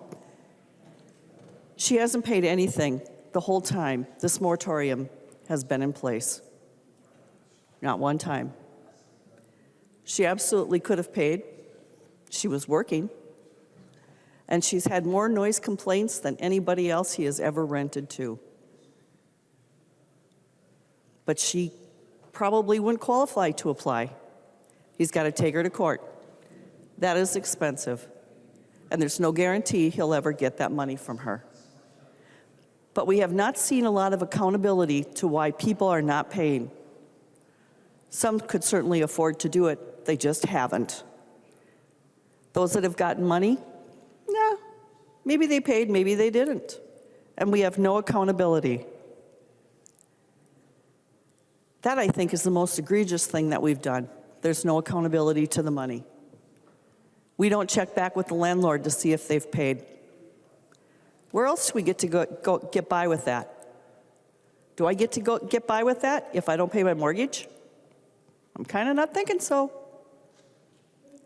I'm not thinking so at all. If I buy a car and I don't make my payment, do I just get to say, dang it? Nope, probably not.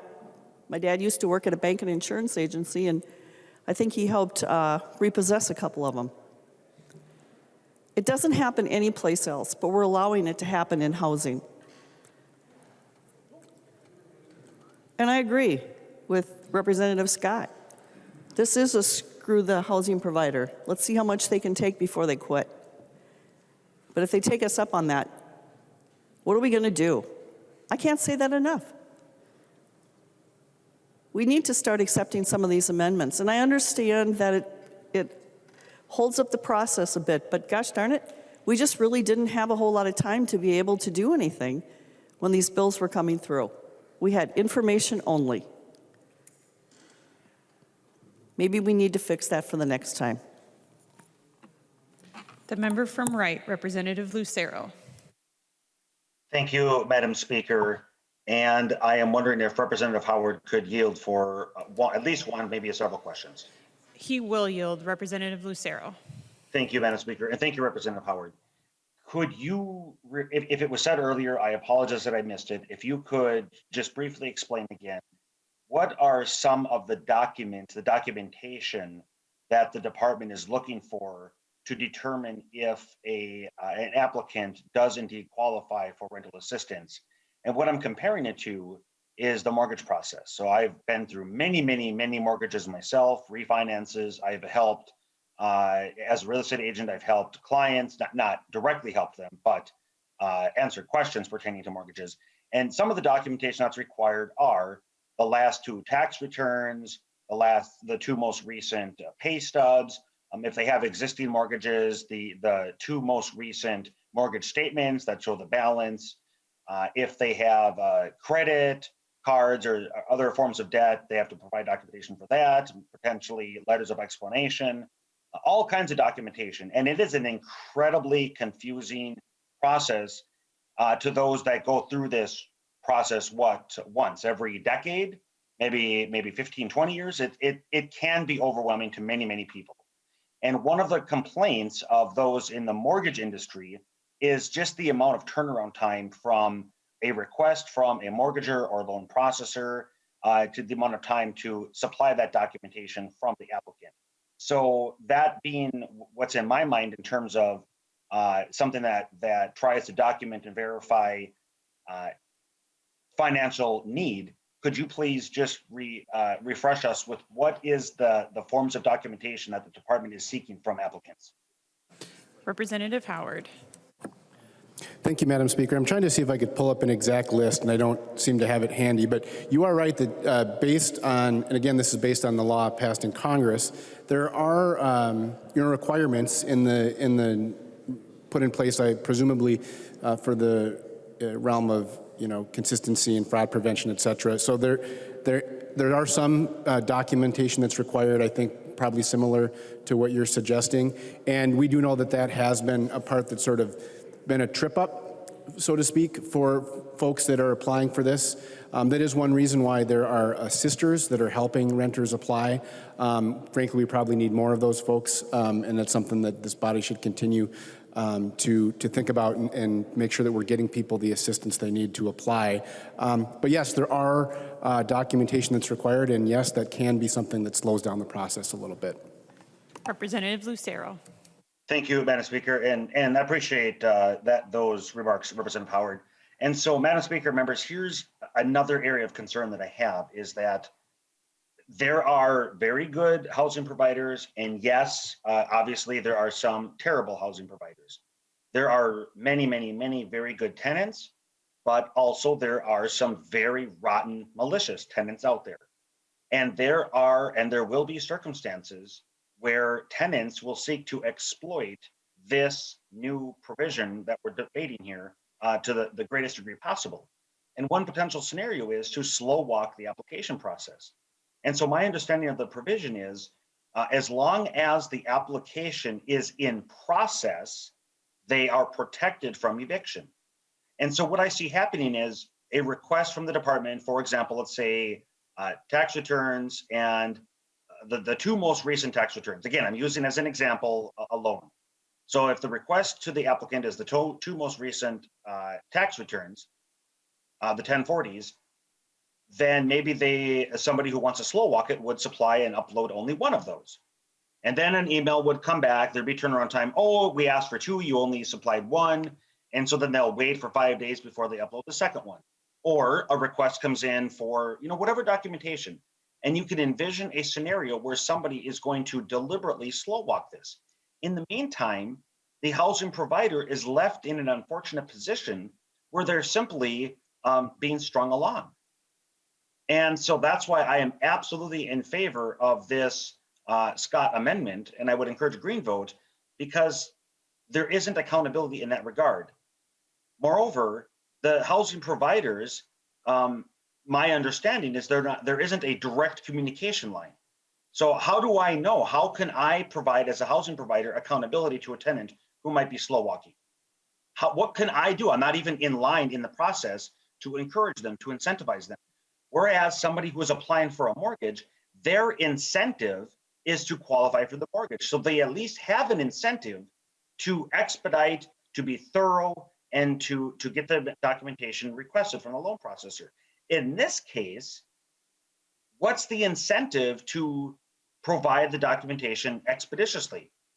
I see an incredible lack of incentive because a tenant who seeks to live in somebody else's property as long as possible without paying for it, without accountability, without responsibility, they could supply the documentation as slow as possible to string it out all the way until June of 2022. Members, this is not something we should do. We can do better. We should do better. Please vote green on the Scott amendment. Further discussion to the amendment. The author of the amendment, Representative Scott. Thank you, Madam Speaker. There's a saying that I remember hearing back in my real estate days and taking the original course to become a licensed realtor, and that expression is time is of the essence in any real estate transaction. This is a real estate transaction. This is a possession. Who is possessing the property? Obviously, real estate is involved here. And so what we're trying to do with this amendment, folks, is keep that in mind. Time is of the essence. The whole situation with COVID has been a long, drawn-out affair, but it's come to an end. And this 30-day time frame, this turnaround time, puts pressure on the Minnesota Housing Finance Association to get it together, to give them a deadline, a turnaround time. You know, when I've had tenants apply for emergency assistance through a county, it's almost an immediate thing. Immediate feedback that the tenant and the landlord both get of whether that person is going to receive the emergency assistance. It's usually less than a week. Now we're talking a much longer time period in the language of this bill. And so what we're trying to do is kind of meet people in the middle, really, 30 days, when ordinarily it would take a week going through the county. 30 days should be adequate. It incentivizes the tenants and the landlords to cooperate with the process. Members, I encourage a green vote. Thank you. Seeing no further discussion, the clerk will take the roll.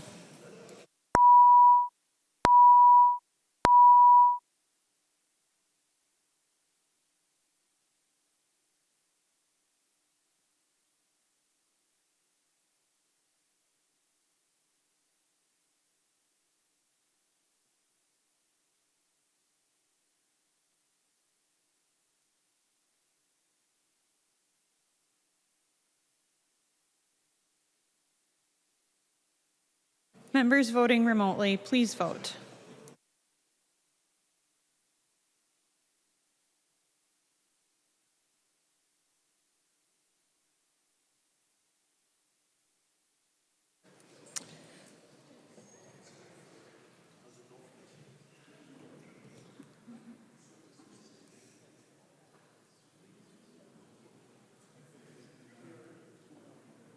The clerk will call the names of all those members who have not yet voted.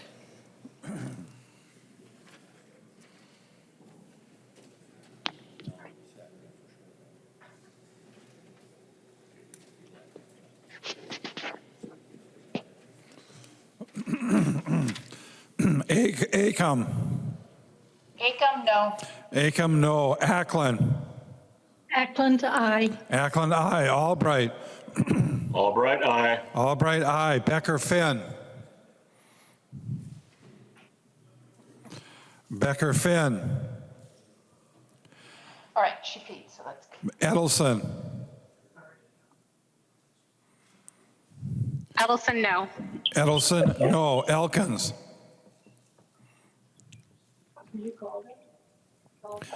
Elkins. Erickson. Erickson, I. Erickson, aye. Franzen. Hanson, aye. Franzen, aye. Grunhagen. Grunegan, aye. Grunhagen, aye. Hamilton. Hamilton, aye. Hamilton, aye. Hassan. Hassan, no. Hassan, no. Hollins. Hollins, no. Hollins, no. Igo. I go aye. Igo, aye. Lewick. Lewick. McDonald. McDonald. McDonald, aye. McDonald. Votes aye. Aye. Lewick, aye. Nelson, N. Nelson and I. Nelson and I. Novotny. Novotny. Pryor. No. Pryor, no. Pryor, no. Richardson. Richardson. Swazinski. Swazinski, aye. Swazinski, aye. Elkins, no. Elkins. Elkins, no. Elkins, no. The clerk will close the roll.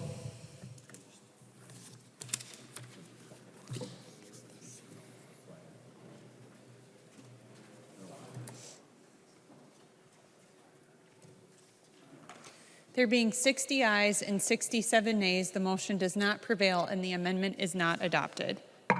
There's an amendment at the desk. The clerk will report the amendment.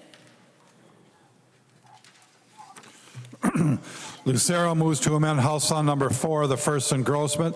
The amendment is coded A21-0243. The member from Wright, Representative Lucero. Thank you, Madam Speaker, and thank you, members. This amendment seeks to move the June 1st, 2022 deadline to January 1st, 2022. Members, we have been living through this eviction moratorium way longer than we need to. And it has crushed the lives of good people, good housing providers, risk takers, single moms, of which I have read emails from single moms in my community who are having to pay 2 mortgages, who are unable to evict a rotten tenant. And so there are many good people that are being harmed. And we no longer we should not allow for this to be strung out for another approximately 11 months. This should have already ended. And so what I'm seeking to do is end it by January 1st. Members, we have heard the term kick the can a couple times, and it's been many, many years since I played kick the can. But for those who don't remember, it's similar to pom-pom pull away or hide and seek. And what it is you put a can in the middle and you have somebody that's it. And they have to run around and chase people. Well, members, kick the can is a very appropriate term for what we're doing here, the abuse that we're continuing to inflict upon the great housing providers of Minnesota. But we're not kicking the can. As Representative Scott had said, we're kicking the housing providers. And that's what this bill is doing. It's kicking the housing providers. You can kick them in the teeth, kick them in the gut, kick them in the shins, but we're kicking them and we're kicking them hard. That's what the majority seeks to do. And it's incredibly unfortunate because there are good people that are going to lose their homes because they can't continue to pay those double mortgages to house people who are abusing the system. And I highly encourage a green vote for that reason, so we don't need to prolong this any further than it needs to be. The other aspect that I would bring up is that when there's an unknown, and Representative Tice has brought this up several times, there are people that are renting out single-family homes. By the way, the definition of a single-family home, for those who may not know, is up to a fourplex. A fourplex under Fannie Mae, Freddie Mac guidelines is up to a fourplex. And it is considered a single family home. It's 5+ units is commercial. And so there are those that have up to a fourplex that during this crisis, this eviction moratorium have been weighing, they've been debating, wavering back and forth. Do we sell? Do we not? Do we sell? Do we not? Do we continue on, or do we take advantage of this hot housing market right now and sell? And Representative Tice is spot on. When this unknown has been the case up until now, people have hung on, housing providers have hung on to their properties with the glimmer of hope that the abuse of power by the executive branch with this moratorium would come to an end. But with the passage of this bill, we're bringing certainty, we're bringing confidence that the abuse of power is going to stretch until June of next year. And that is going to be enough, knowing that there's an 11 additional months of certain pain There will be those that are finally going to tip the scale in decisions to sell their property. And then what Representative Tice had explained earlier is exactly what's going to happen. People are going to decide to sell, and it's going to have an adverse impact onto the very good tenants that would like to stay in their property. But they're going to sell because government has made it certain that the pain is going to continue until June of next year. Members, please vote green so we can end this torturous pain by January. Thank you. Discussion to the amendment. Representative Howard. Thank you, Madam Speaker. I urge a no vote. But first, an aside, I've probably heard the phrase kick the can down the road 1,000 times in this chamber, but I don't think I've ever heard the game kick the can described before. So thank you, Representative Lucero. I would urge a no vote. This is a Senate provision. I would note that this exact provision was in the Tice amendment that the minority voted for a few hours ago. The Senate really did insist on keeping as much of their bill as possible. We do think this is a good provision, essentially for both landlords and tenants. We don't want a situation where a renter does have an open rental application, a pending application, and then is evicted, because in that scenario, the landlord is not able to collect on the rental assistance, and a renter faces eviction. It turns a win-win into a lose-lose, and so that's why this provision is important, and I would urge a no vote.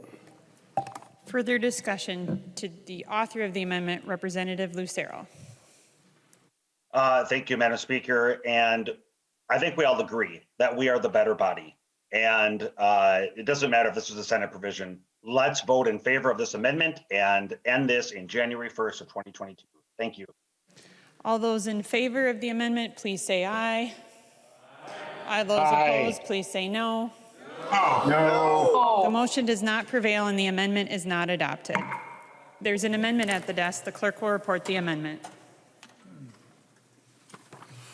Jurgens moves to amend House File Number 4, the first engrossment. The amendment is coded A3. To the author of the amendment, the representative from Washington, Representative Jurgens. Thank you, Madam Speaker. The A3 amendment requires that the Minnesota Housing Finance Agency must prioritize payments from the COVID Emergency Rental Assistance Program that are applied to the arrears or the back payments rather than future rent. Currently, it is in policy for MHFA to do that, but I think that we should codify that. We should put that into statute to make sure that that's where those funds go. They go to help the landlords right now that are already in arrears, that are already owed the back rent. While it's great that we have the federal money to ensure back rent's paid, we need to also move away from paying future rent so that we can encourage people to return to work so that they can pay their own rent. I've talked to landlords in my district who are owed in 5 figures, over $10,000, $20,000. One of them is in $30,000 for the properties that he owns, and these are single-family homes, as Representative Lucero just talked about with the definition. Some of them are duplexes, this is income for him, just part of his income, and he still owes mortgages on his properties. He's still having to pay those. He's still having to pay utilities and property taxes and insurance, and yet in many cases, he's not receiving any money or very little coming in from the renters. So it's important that we take care of those housing providers, make sure that we can make them whole with this federal money before providing the funds for rent going forward. And Madam Speaker, I request a roll call. A roll call having been requested, seeing 15 hands, there will be a roll call. Discussion to the amendment. Representative Green. Thank you, Madam Speaker and members. I've been listening to the debate on all these amendments, and they all work toward protection for housing providers, and also protections for tenants. They are. I've got just give you a little background on some of the stuff that goes on in northern Minnesota. I know that down here we can come and it's not unusual to see rents in the thousands or more. But just one example in a small town in northern Minnesota, you may still be looking at rent around $600 to $650 for a 3-bedroom home, for instance.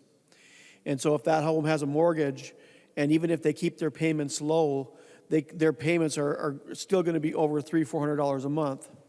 So by the time you add in your insurance and your property tax into that, the amount that you make every month is probably barely going to be over $100 that you can put away and hope that nothing goes wrong in that home. And I've been in contact with a few people that rent, in fact, quite a few people that rent, but one in particular in Monoman County that only owns a few houses. It's him and his family, and it is part of their income. And you know, when the average income in these areas is probably barely over $20,000 a year, this is huge. And he is now $16,000 under in here. And we you know, you've got the federal money coming in. We've got amendments to try to cure these. And if the money's there, but you're still saying you got a year, whether you choose to use it or not, because that's basically what you're saying. They don't have to use it. And I'm not really sure why, but a lot of times between renters and housing providers, there gets to be an animosity, especially if there's been attempts to collect when they're behind. And a lot of these properties get destroyed when they're left. And because that money's there, I think it would be prudent of us to shorten this timeline and say, you know, let's get this money out faster, and let's cut back on the amount of time that they have to file the eviction notice, so that we can, I'm hoping, encourage the renters to say, yeah, I've got to get this paperwork filed. And you know, I'm going to leave that there on the amendments. I think these are good amendments. I hope you'll take at least this one. Again, we'll talk a little bit about the agreements that have been made. They're not cut in stone, and if our amendments are good, they're gonna bounce back and forth to the Senate and come back. We'll still get these bills passed in plenty of time, but we'll have some common sense solutions in there to some of the flaws that we see inside these bills. So I encourage a yes vote. Further discussion on the amendment. The member from Hennepin, Representative Howard. Thank you, Madam Speaker. I would urge a no vote on the Juergens amendment. As Representative Juergens mentioned, this is the practice currently of Minnesota Housing. They're focusing their priority on those that owe back rent. But I will say, in the first round of $100 million in housing assistance that was solely focused on back rent, one of the complaints we heard from landlords was as soon as folks were covered on their back rent, they began to get in arrears again. And so having this flexibility in the federal law to cover prospective rent seems to be one that we want to make sense, especially when there's over $500 million in assistance that's available for landlords. So I'd encourage a no vote.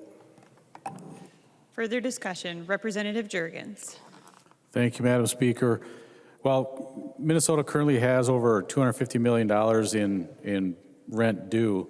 And while this is the policy of MHFA, we need the stronger language in this bill to ensure that they remain focused on making the housing providers whole for the rent that they are already owed. So I would encourage a green vote. Seeing no further discussion, the clerk will take the roll.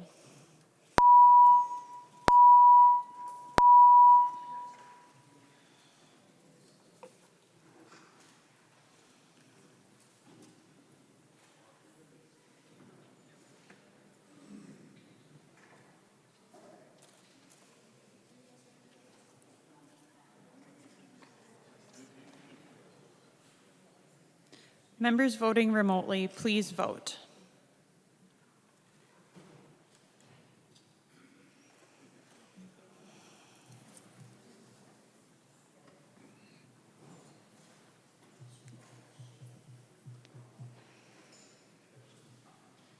The clerk will call the names of all those members who have not yet voted.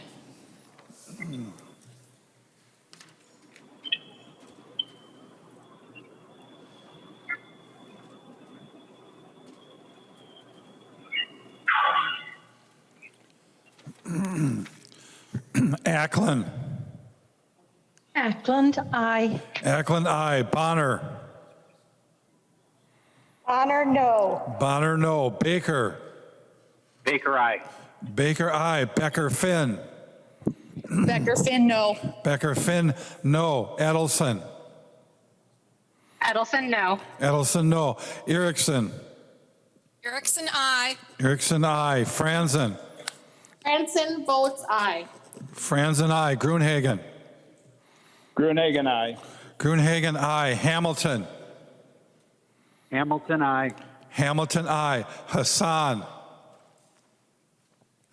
Hassan, no. Hassan, no. Hollins. Hollins, no. Hollins, no. Igo. Igo, aye. Igo, aye. McDonald. McDonald, aye. McDonald, aye. Munson. Munson, aye. Munson, aye. Nelson, N. Nelson, N, aye. Nelson, N, aye. Novotny. Novotny, aye. Novotny, aye. Pearson. Pearson, aye. Pearson, aye. Richardson.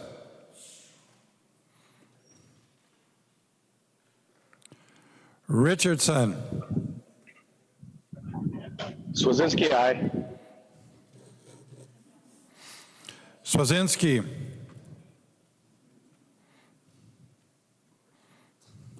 Swazinski, aye.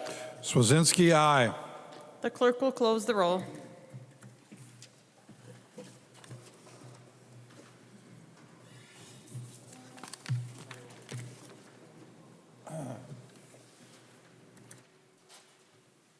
There being 61 ayes and 68 nays, the motion does not prevail and the amendment is not adopted. There are no further amendments at the desk. The clerk will give the bill a third reading. Third reading, House File Number 4. Third reading. Discussion to the bill.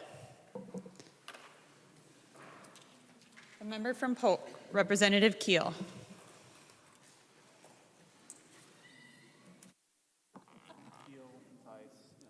Yeah. What difference does it make, right? Even when we change our hair colors? No. Thank you, Madam Speaker. You know, this housing issue has been such a challenge. I would guess that most of us have heard from constituents about the challenge of housing. Recently, I got a call from a housing provider that services people that are disabled and a little, maybe a little older, not necessarily. They had done everything, absolutely everything. A frustrated gentleman called me and he said, I don't know why they have a right to smoke when we have a no smoking policy. I said, well, I don't think that's correct. So we did some investigating, only to find out that the housing providers had already worked through the system. They had gone to court. All of this took time. Nobody called me until after this failed. And the judge said, sorry, we can't remove this tenant because of the housing eviction.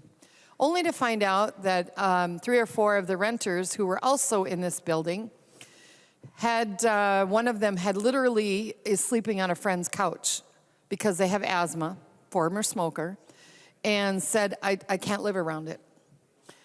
So I thought, well, this is unusual. We're allowing someone to break the rules, and yet they get to stay there, all because of the eviction moratorium. But the judge said, and of course the judge ruled, and I called both our Department of Health and our Department of Human Services. Both of them said, well, there's got to be something we can do. Only to call me back and say, nope, they got to stay there. Well, now one person was smoking. Now we have, I believe I've heard 4 people that have decided they're smokers and they will not smoke outside anymore, even though it's nice. They will now smoke in their apartments. So now we have even more people creating an air quality that is very poor in the apartment building. Now, these are people that can't, this is an area that they aren't going to be able to walk away easily and find a place to live.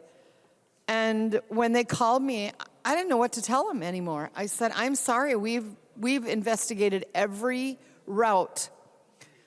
They even qualify for housing assistance, but guess what? They aren't required to move. They got to stay where they are at, and So they've even not requested their housing assistance to be extended, nor have they agreed to stop smoking. It's like, yeah, well, what can you do? So here we are.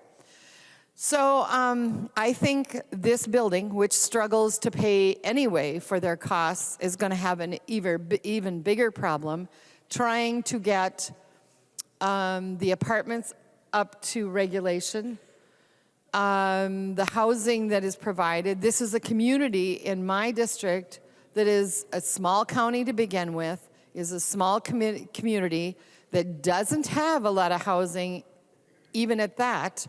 And now we are going to tell people, well, live with it. And even if they can remove that person, from what I understand from all this discussion, we are going to make it still possible for them to not remedy the smoking issue in this building for months. So I'm not sure what I'm going to tell them when they call and ask me, did you fix it? Did you help us? And what do you say to people that don't have options? It is not an area that will have the options to find another place to rent or even qualify for another place to rent. Housing is very tight in rural Minnesota.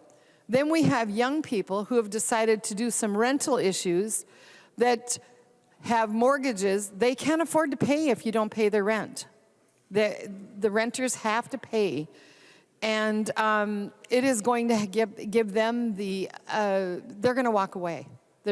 They're going to be having major problems. And when you've got a young family having to work multiple jobs to keep rent or their housing for their own family, much less someone who's not willing to apply or rent, pay their rent, when they are able to, it's just discouraging. I've talked to many businesses that are very frustrated. I don't know where they're going to go with this. And we're not helping them. This is not an assistance. We need to draw the line in the sand, tell people they either need to apply, make the system much more effective to apply and get that answer right away. I don't know why, when it's simple to apply, the government makes it that much more difficult to get through the system. We need to be checking to make sure that people are applying for rent that don't qualify. And therefore, we shouldn't be protecting someone who has a full income, that is going to work, that is bringing in an income to be able to pay their rent. Why are we protecting them? Why do we think that that's okay to do? And that's the things we're not addressing. I find this very frustrating and disappointing that we are not drawing a line in the sand to tell people that they either have to apply for assistance or pay their rent. Pay their rent. I mean, it's really nice to have a big TV, but are you kidding me? You're not going to pay your rent and buy a big screen TV or run out and do whatever you want to do? That's what we're promoting here. I hear stories all the time. I don't know everyone's business, and I'm not going to sit and watch it. But we're allowing this. And members, I'm not voting for this. I'm really disappointed that we're not helping our citizens. And it's not just the housing providers, it's the renters. What are they going to do when they figure out they got to pay rent? Even if we evict them, we've got problems there too. This is not a solution in any way, shape, or form. Thank you, Madam Speaker. The member from Beltrami, Representative Bliss. Thank you, Madam Speaker. You know, this was my first time on the Housing Committee, and I was actually kind of excited how to make housing more affordable. Got in there, and boy, was I disillusioned. Instead of trying to make the housing more affordable, they're finding more and more ways of finding government money to funnel into the system to try assist in covering some of the costs that the regulations are jacking the price up. I've heard numbers of 30 or 40% of a home's price is in additional regulations that are brought on by the government. You know, we need to have safe homes, but why is it that a home that's financed through the Minnesota Housing Authority is far more expensive to build, and that's supposed to be affordable housing, than just standard homes? It's because of all the regulations that are tied to the Minnesota Housing Finance Authority. And that's just that one program. That's the housing. We've heard testimony that it's $30,000 to $40,000 for the same house across the state in Wisconsin. We need to really look at this. Why are we not addressing the root cause of affordable housing in Minnesota? If you can't afford to build affordable housing in Minnesota without government assistance, there's an issue. We need to work at bringing in more private investments to bring in more housing in the state. That's gonna, by definition, if you bring in more product to a market, you're gonna lower the cost of that. And we're doing the opposite. We're trying to regulate these private housing providers out of business. Think about that. If we brought in more affordable housing through the private investment, that's private dollars, that's me putting my own money into the market, we could eliminate the housing, affordable housing needs, or at least lower them considerably. And what would we do then? We wouldn't have to spend money on all these programs to try to cover up the expanded costs of affordable housing. We might be able to actually lower the taxes on people. Goodness gracious, wouldn't that be something? Instead, we're funneling money to nonprofits. They're skimming off the top. We need to bring in more personal investments, more private investments. And we were told in the committee that they recognize that most housing providers are good people, but there's those bad ones we got to rein in. So all of these overriding burdensome regulations that you're loading onto the market, you're killing the good providers. You're getting people like me that believe it or not, I'm getting close to retirement. I was thinking about investing in some rental homes and becoming a housing provider. I'm seriously having second thoughts on that. The regulations that this state is putting on housing providers is just killing the private investment. And nothing in this bill reduces the cost of building homes. Nothing in this bill assists in the building of affordable housing. Imagine if we could increase home ownership. I've heard many, many times in committee that home ownership is the key to building wealth, and I truly believe that. But imagine if we could have people building homes in Minnesota that the average person could afford and start building that family wealth. And what do we call it? Generational wealth, where we can actually start affording to buy homes and then maybe second mortgages on those homes to put their kids through college without taxpayer money. We don't need all these regulations in the state of Minnesota. And I guess just in closing, I am not going to vote for this bill. It is a lot better than it was when we first voted on it, but there's nothing in this bill to encourage private investment in affordable housing. There's nothing in this bill to reduce regulations and thereby reducing the cost of housing in Minnesota. And again, folks, just vote red on this bill. It's really the eviction moratorium is way too clunky, way too long. We're going to lose housing providers by extending this for 6, 7, 8 months down the road. We need to end it soon.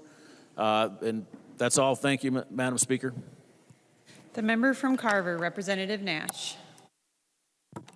Thank you, Madam Speaker. Members, you might remember when we had this bill coming off the floor here before it headed to conference, and now we have it coming back to us after special session. But I mentioned at that time just the overwhelming power of the word home. Home is an extremely powerful word. At the end of the day, you say, I'm going home, and that lifts your spirits. If you've been away from it for a long time, like people who have traveled or people in the military, they say, I want to go home. Or if you're like my oldest two sons, they say that, if you remember my analogy about the North Star, that is a fixed place on the planet that means a lot more to them than just simply a building that has an address. It is something that is deeply meaningful to them. And this is the housing bill. And as Representative Bliss just said, he's dead on. There's nothing in this bill that actually promotes building of houses. And I try very hard not to to violate what President Reagan would call the 11th commandment, which is speaking poorly of other Republicans. But I will say that I think that the Senate didn't do enough. We didn't do enough on this side. This bill addresses some issues, but it has a fundamental breakdown in how it addresses some of the things that are going on in the actual housing market beyond rental. I'll get to that in a minute, but if you are a person who would like to build a home in the state of Minnesota, and you've got the flexibility of living either in Minnesota or the Dakotas or Wisconsin or, heaven forbid, Iowa, sorry, Representative Scott. But if you have the flexibility of working remotely and you're shopping on a budget and you want to look at what houses cost in different markets, the evidence is incontrovertible. You can look at a builder, national builder sometimes, who has the same model house in Wisconsin or Iowa or North and South Dakota, and then you find one here in the Twin Cities. The Twin Cities in Minnesota are much more expensive. They are, and it's very concerning to me when I recognize that we here in the legislature can make some changes that would ultimately benefit that price point. But this bill didn't do anything. This bill doesn't encourage people to sink down roots in a community, and that's what we all want. I mean, so we all represent communities, and we're figures in our community. People come to us with problems, and we try to help them solve them. We are a fundamental part of that community. Other people who have stable housing that they can afford will eventually become fixtures in their community and add to the voices there. They will be, as I had said previously, coaches, teachers, Sunday school teachers, people who run food shelves, people who are that person that will, early in the morning on a snowy day, come and shovel your snow without even telling you wake up and your driveway is shoveled, that someone else did that. Strong housing creates strong communities, and we've not done anything really to promote that. That's sad. And for people who have kids in my kids' age range, my oldest son is about to be 25, which blows my mind that that's actually happening. But I'm not quite as, well, it's okay. He's going to come back perhaps with his girlfriend, who we're hoping becomes his fiance very soon, and they will have a hard time affording a house in Minnesota. They have said, you know, we're looking where we might actually decide to sink down our roots. And as much as I like hunting in Montana, it's irksome to me that a Minnesota kid would want to live in Montana. Now, again, as the hunter in me, he'll know where the elk are, and he'll be able to put me on the elk. So it's becoming more of a 50-50 proposition. But if he chose to live in Minnesota, it would be exceptionally difficult for him to afford that.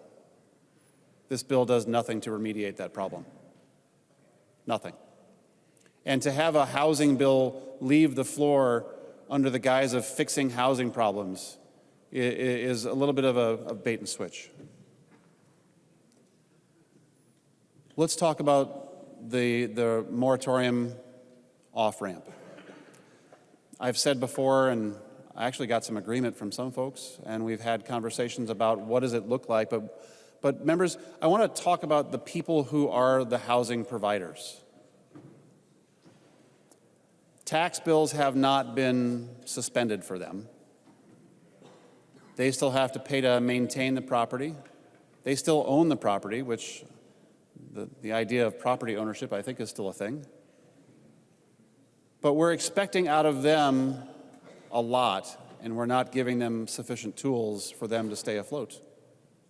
A piece of software has been deployed that doesn't really work all that well, which is not an unusual concept for the state of Minnesota lately, software that doesn't work.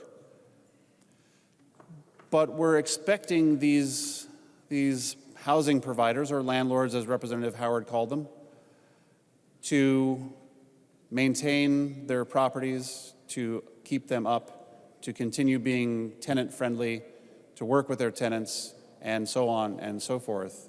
But we've done nothing in this bill, but prolong that time that they could be going without being paid. That's a problem. So we're saying to the people like my friend, who is the principal at a large company, and many others in my district and many others in your districts who own the land and the property and the buildings that these people are living in. We're not doing anything to help them. In fact, we're actually pushing that rat further down the snake that I had described previously. Their cash flow is horrible because, again, if you've owned a business or you work in the finance world, cash flow is king. It's so important. So you eventually begin dipping into savings or taking out another mortgage or taking out a loan simply to cover your operations. That's a problem. And we should be saying to the people of Minnesota, not only do we have the back of the people who are renters, but similarly, on the obverse of the coin, we have the back of the people who own that property. We don't. We're not doing that. And what we've said is we're doing something that is nominally effective, but we're going to make it last longer. I would encourage you in the majority, and I would even pass this message on to the majority in the Senate, pick up the phone and talk to some people who own properties and ask them what they think of this. And they'll tell you that they find it woefully deficient, that it puts them in a very untenable position, that it makes them consider if cash flow becomes so dire, they'll just file bankruptcy and they lose everything. You know, if you're Representative Farr and you happen to be at the bank that carries a note on some of these, now that ripple effect, that tertiary or quaternary effect is now you're making banks have to figure out what do we do with the loan that is getting defaulted on because we don't have landlords that are getting paid by people who are taking advantage of this now longer off-ramp. It is a ripple effect. And this bill could have addressed that, but it hasn't. And the self-congratulations that are going on around this bill, I think, ring hollow. That the people who need this as much as the people who are renters, they being the landlords, they're not getting anything. They're being encouraged to be patient. Again, in my conversation with Commissioner Ho, she admitted that the software is really not working well. Well, when the software isn't really working well, what does that mean? That means that the people who own those properties, that have to manage those properties, that have to still pay people to work there to manage all those things, and for those people who have loans on those things, it all comes crashing down. That causes instability in our state. So I'm voting no. And whether this was part of a compromise to do other things, I think this was a bad compromise. Certainly recognize that people who are renters that may have lost their jobs due to COVID, we should do something to protect them in their places that they live, but they're not the only part of the equation. We've fallen short. Well, you've fallen short because there are no provisions in this bill that really address the need of landlords. So I'll be voting no. I encourage others to vote no. This is not everything that it could be, should be, or could have aspired to become, and therefore deserves your red vote. Thank you, Madam Speaker. The member from Mauer, Representative Mueller. Thank you, Madam Speaker and members.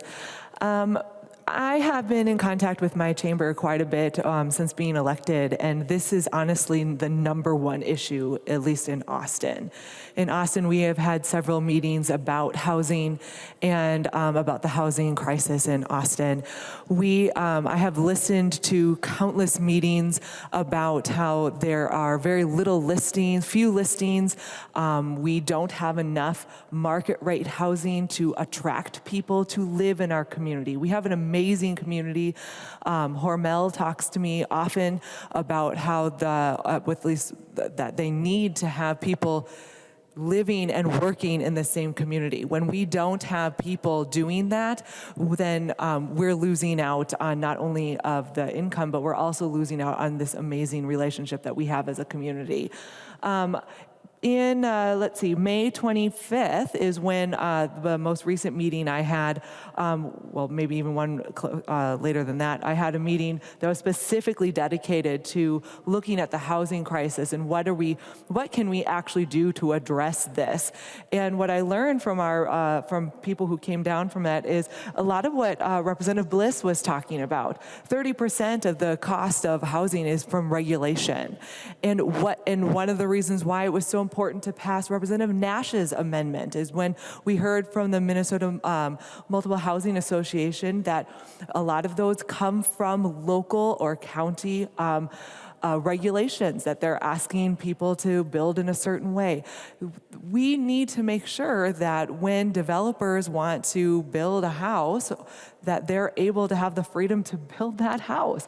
I heard from a developer in Austin that said that they either say, hey, this is what I think I'm gonna charge you, and then they're vastly under estimating it because of the price of it costs to develop and the price of lumber, or they're losing money because they'll say, here is what I can charge you, and then it completely is over that, but they've already signed a contract from that.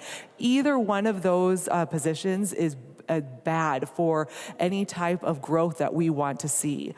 One of the most recent, I was looking back at my previous notes, we are not seeing people wanting to move because of the pandemic, and then on top of all that, trying to make sure that we can build houses. This is not something that our economy and the environment that we are seeing is not conducive for people to buy a house because of the cost or to build a house because of the cost.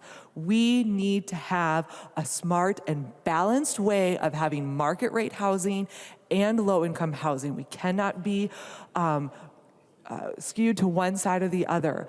I appreciate the money that was dedicated for workforce housing. We are seeing that it's something that we desperately need in Austin, but because of the many things that are not addressed in this housing bill, I am a no vote. We desperately needed for this to go back to committee so that we could actually have a conversation about how we can lower costs to build a house, how we can lower costs to own a home, because of the fact that if it's true that owning a home is the key to thriving and surviving and being able to really embed themselves into a community, then we need to make that a possibility by making regulations less and allowing our developers to have a little bit more authority on how they're doing that.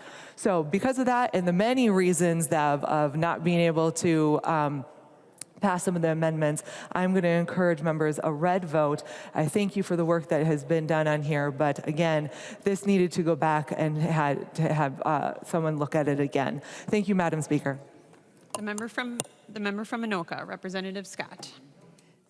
Thank you, Madam Speaker. And Representative Howard, I know you worked hard on this, and I know that you are a well-intentioned person and a reasonable person, and so I thank you for listening to us today and for answering our questions. As has already been said, the bill globally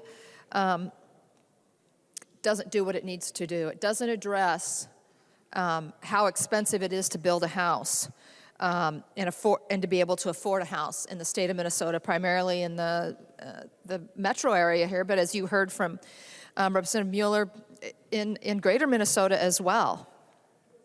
And, you know, the other thing that this bill evidence of is that the emergency is over, that the emergency powers need to go away. And I know that this off-ramp for the eviction moratorium is supposed to be a piece of that.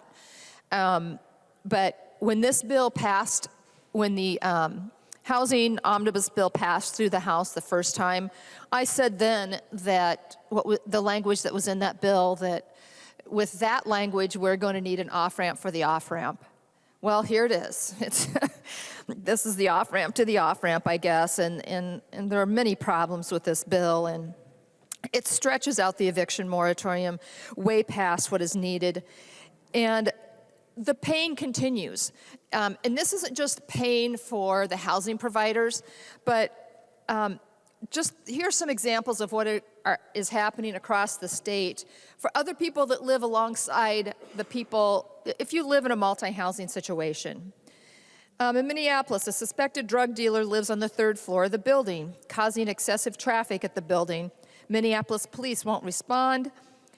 We are concerned for the safety of residents and our staff. Here's something from Woodbury. The tenant has not paid a single dollar since March 2020. Frequent noise complaints and smell of marijuana come from the same unit. 2 different households living next to this unit both moved due to the actions of this particular resident. Cops were called on multiple occasions, numerous management correspondence, etc. Have not been able to do anything beyond write warning letters and apologize to our well-behaving residents for the significant disruption of their quiet enjoyment of their home. In Minnetonka, management received complaints regarding a single tenant from at least 15 different units during this tenant's residency. The tenants harassed by the tenant harassed other residents and staff, yelled racial slurs, made others feel unsafe. Numerous calls to the police, at least one interaction led to physical violence, and a staff member obtained a restraining order against this particular tenant. When it reached the level of restraining order, management was finally able to get an eviction hearing, and the case was settled with the tenant finally vacating the property. While the tenant ultimately left, residents and management had to endure the situation for a year. A year. Minneapolis. Resident has an unauthorized guest that is creating problems in the building, aggressive towards staff and negatively interacting with other residents in the building. One resident who feels threatened is upset with management because they don't feel like management's doing their job to protect them and their living environment. The resident has taken legal action against management for management's inability to remove the resident and its authorized guest due to the eviction moratorium. So members, the pain isn't simply to the housing providers. In fact, as we've already said, this is a lopsided bill.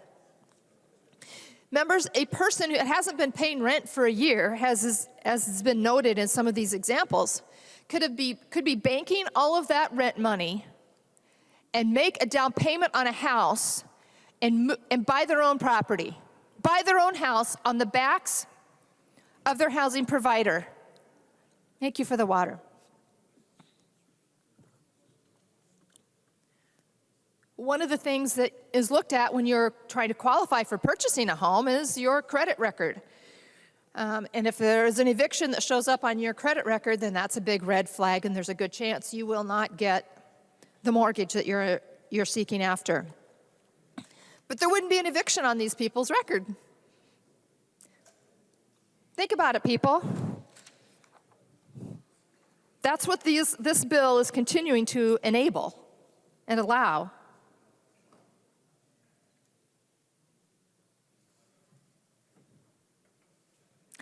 Members, this could lead to properties going into foreclosure. And you know, maybe people think that this is just not going to hurt the big guy or the big corporation that owns thousands of units. My husband and I own 3 duplexes, and there are people that own 1 rental property, or maybe 2. These are just moms and pops trying to get a little extra income per month. So, and what they've had to do is they've had to invest probably their nest egg for a down payment into this property that they hope will help them retire someday, will help them provide housing for someone, and they may lose it because of this. Some of them that may have already happened to. And that's really, really unfortunate. It's really unfortunate. And if it gets bad enough, as Representative Nash said, these people may have to claim bankruptcy. I would hope that that is not what anyone wishes. And I know that Governor Walz and folks have really been concerned that there's going to be this large influx of evictions if we don't, have this off-ramp. One of the best things you can do to avoid evictions is to speed up the process at the Minnesota Housing Finance Agency. If you speed that up and get the money out the door, there's a whole lot less chance people are going to have to be evicted. So members, this bill it's lopsided. It does nothing to lower the cost globally of home ownership and the cost of a house. And so members, I would encourage a no vote. Let's send this back to committee. Let's go back to negotiating, make a more balanced bill. Thank you for your time. The member from Lyon, Representative Swazinski.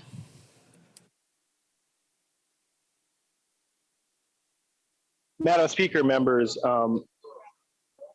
this bill in many ways is not an off-ramp, but I believe is truly an interstate to continue this moratorium for months and months and months into the future.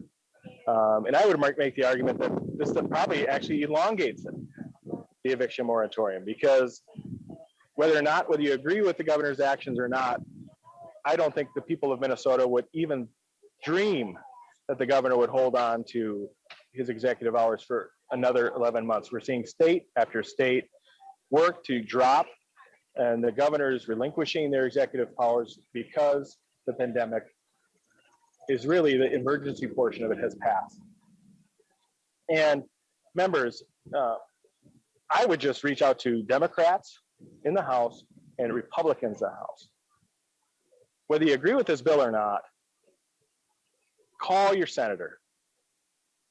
Ask them to reconsider their agreement to this deal, which, if you're a housing provider in this state, you're about to get slapped once again. And believe it or not, if you've listened to the news, we have a housing crunch. People have a tough time finding homes, finding apartments to rent. This doesn't make it easier. This is actually working to take away housing from those who are willing to pay the rent and want to pay the rent, and keeping it from them to keep it in the hands from those who can't or won't. Members, I would even argue, I think there might be issues with the taxes from a tax bill persuasion. So if you have the state come in and pay your rent that's back, do you also receive money through the renter's credit? I do actually have a question for that. Would Representative Marquardt yield for a question? He will yield. Representative Swazinski. Representative Marquardt, you've spoken many times on the House floor about the renter's credit, and even though it represents a higher percentage of the taxes actually owed by the renter, and the state of Minnesota reimburses that to them, if the state pays their rent through this program 100% of back rent, will the renter be eligible under this bill and under current legislation to also receive the renter's credit? Representative Marquardt.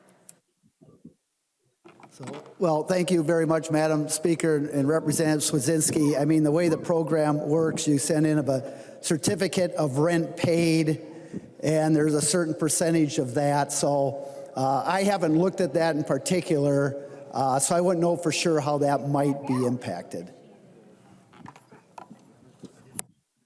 Representative Swedzinski. Thank you, Madam Speaker. I think that's, obviously something we need to look at as we move forward, that if they are not actually paying the rent, if the government is paying the net rent with potentially federally, printed money or state tax money from taxpayers, that in reality, then that really didn't come out of folks' pocket, and the state should look at ways to save that money to not unjustly hurt taxpayers along the way in that particular area. And folks, I'm deadly serious. Call your senator. If you are a home provider, if you're a housing provider in the state, it is not too late to call your senator.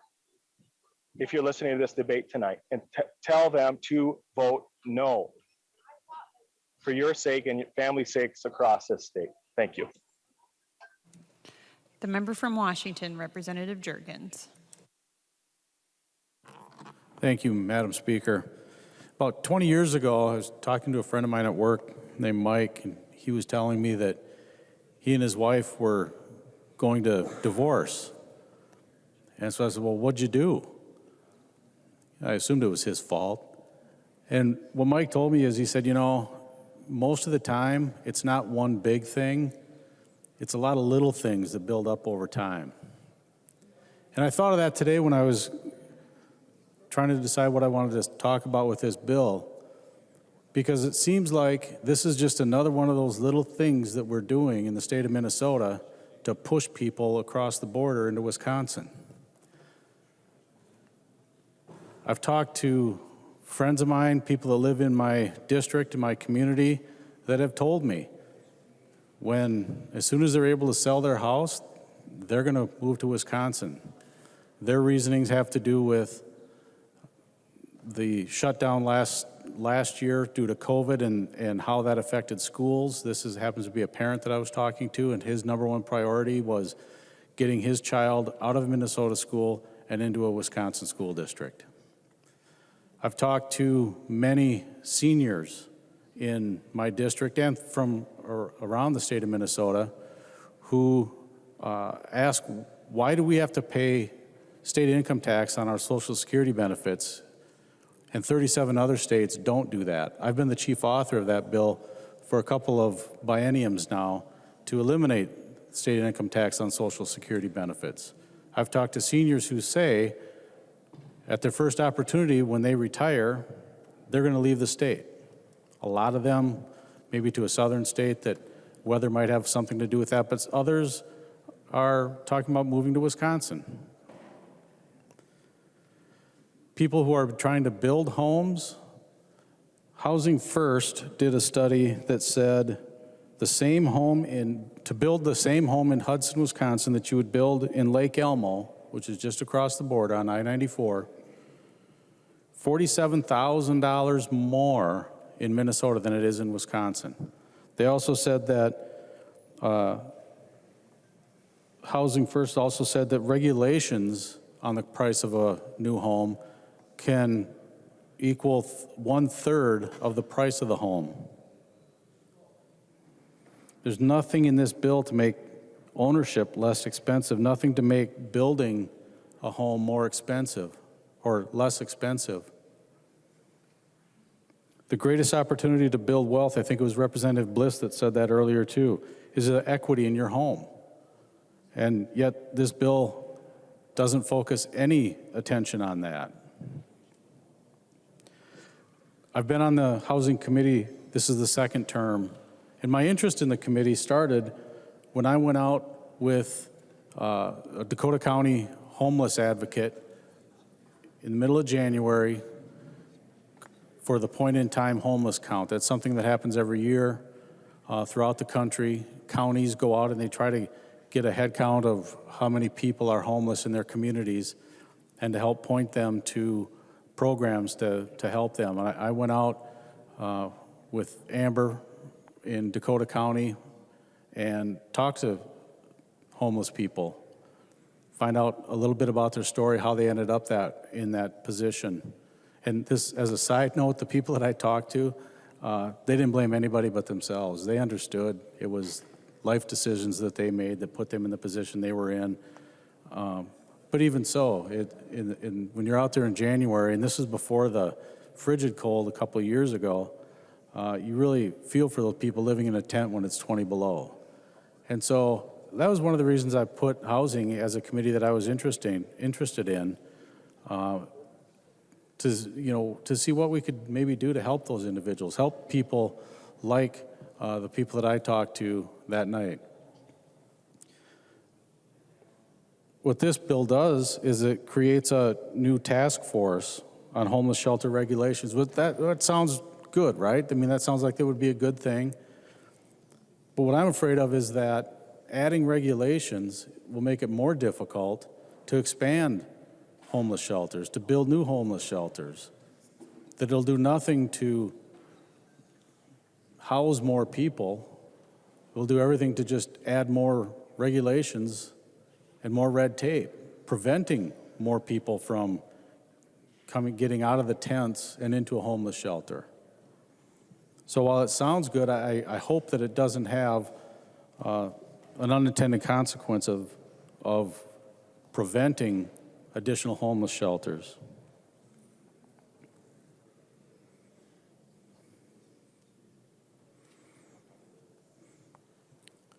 The one good piece of good news in here, some of our other members, I don't need to repeat some of the concerns that we've heard on the eviction moratorium off-ramp, but here's the good news. It is an off-ramp, and the governor has said that that is a condition for ending his executive or his emergency powers. So the good news is I expect very swiftly, after House File 4 makes it to the governor's desk and he signs it, that we will see an end to his emergency powers. No more excuses, no more reasons. Even New York is doing that. Governor Cuomo announced that the other day. And I'm expecting, and we should all expect, that Minnesota is going to be following suit very swiftly after this file, House File 4, gets signed into law.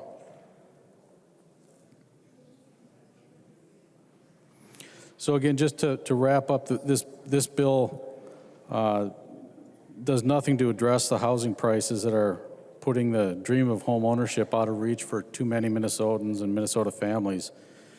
We need real reforms and policies that'll make home building less expensive by addressing the regulations that makes Minnesota one of the most expensive places in the Midwest for building a home. So this bill has some good in it, and like so many, the issue that I have with it is what's not in the bill. I'd like to see more. We need to see more to get the cost of home ownership down, to get the cost of building new down. On top of the lumber increases, and this as a side note, I wanted to mention this too. I was talking to a home builder in my district who said that the same home that he built a year ago is now $30,000 more, and that's only counting the labor or the lumber. $30,000 more to build the same exact house, and that's just the lumber.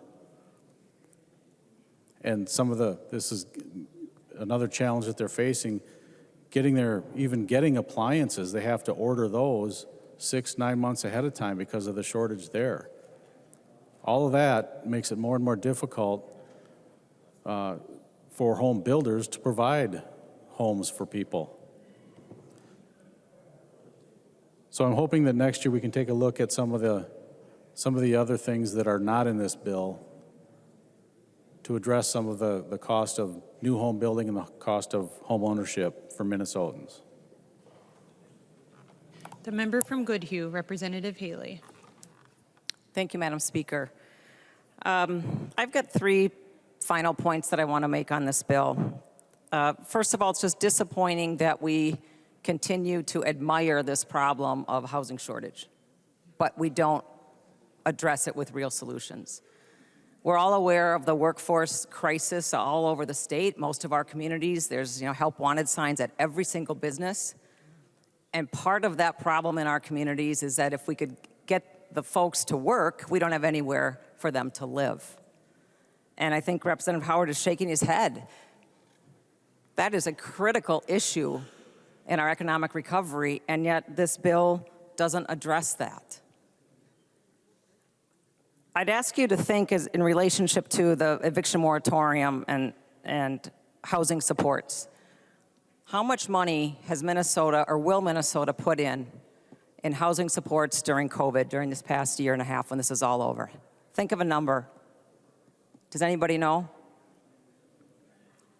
$750 million. $750 million we will have put into housing supports. And yet, do we have any reports, any accountability? Is that making a difference? $750 million that maybe we could have put into real workforce housing, affordable housing stock that is needed in every community in this state. We also, this bill, in the housing bill, we spend about, that's where about 40% of our overall spend on housing is. A lot of our housing supports land in the HHS bill, Department of Human Services. 60% sits there. And again, we have no accountability in all that money that the state is spending, whether it's making a difference. So I have a real issue with that. We continue to admire these problems, but we don't implement solutions. We have had governor's report on housing. I think it was Governor Dayton's report. We've had special task forces on homelessness. Representative Ann New served on it this year. I was on a task force last biennium. We had a couple committee hearings. Representative Nash and I were on that.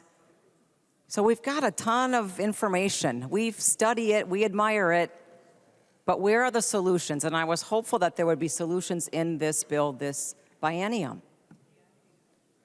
And yet we have focused on an eviction moratorium because of the governor's emergency powers.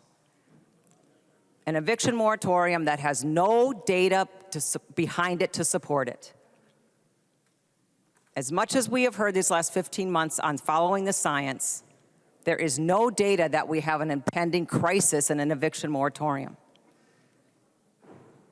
We have wrongly focused on that, and in doing so, we will further kill our housing supply because housing providers will be bankrupt.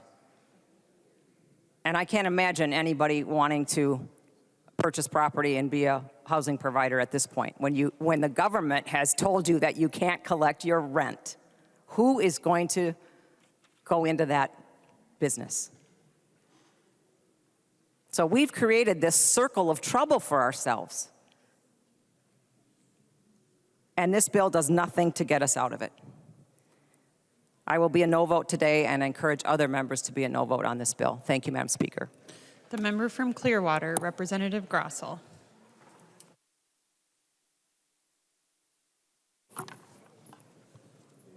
Madam Speaker and members,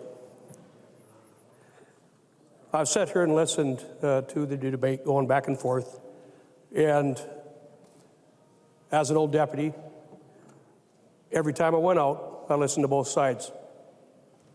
And I still listen to both sides to try to find the good in each one, try to find something useful, try to find the truth. But as I've sat here today and in previous legislations, cycles, I keep hearing a reoccurring theme. I keep hearing DFL destroying free liberties. And each time, hammer and sickle comes to mind. The DFL wants single payer for health, and I ask you, have you looked at Canada? Have you looked at some of the other nations that have that? You have people suffering. You know, and we look at our system, we don't have that here. And that's why people come from around the world for health care here. They get treated.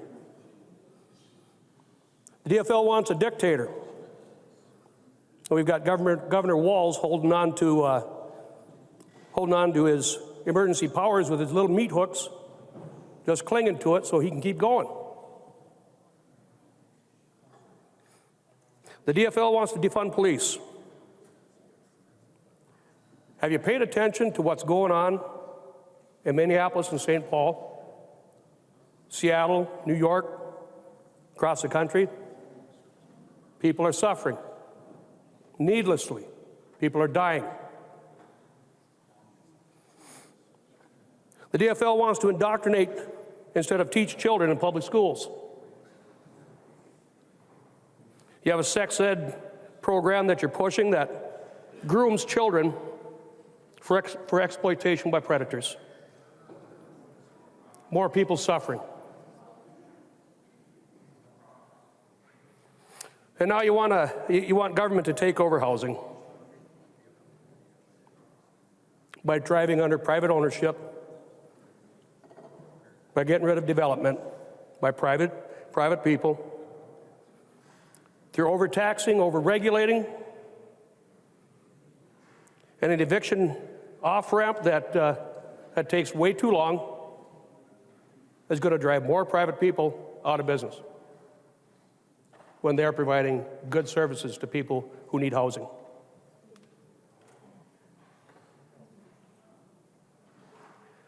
You know, the more I look at it, the DFL wants the government to be everybody's savior. The government wants to control everything. Have you looked around the world at socialist and communist nations?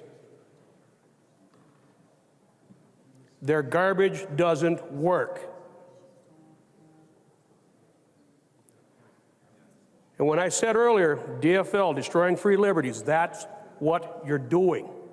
That's what you're implementing. What you want to implement is the groundwork for communism and socialism. And not only me, but the vast majority of Minnesotans and Americans are sick of this baloney.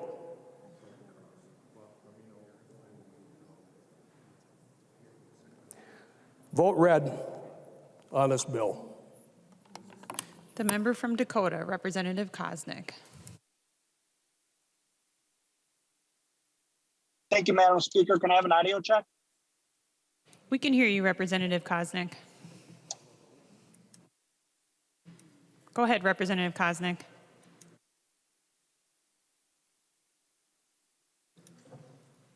Since saying we could hear you, we could no longer hear you, Representative Koznick.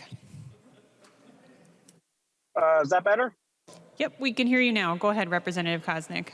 All right, I am in transit and the phone dropped, but I am not driving. It's been well stated that this bill does little or nothing to address the housing prices or the rent situation, or even to create affordable housing, which I think is the intent of the committee. This bill ignores, what it does is this bill does ignore the rights of property owners, and we should be concerned about that. We all shared concerns over the past year of other business owners whose stores or shops were closed, the restaurants, and owners of property are having their livelihoods and their businesses taken from them. So it's worse than this bill simply not addressing our housing situations.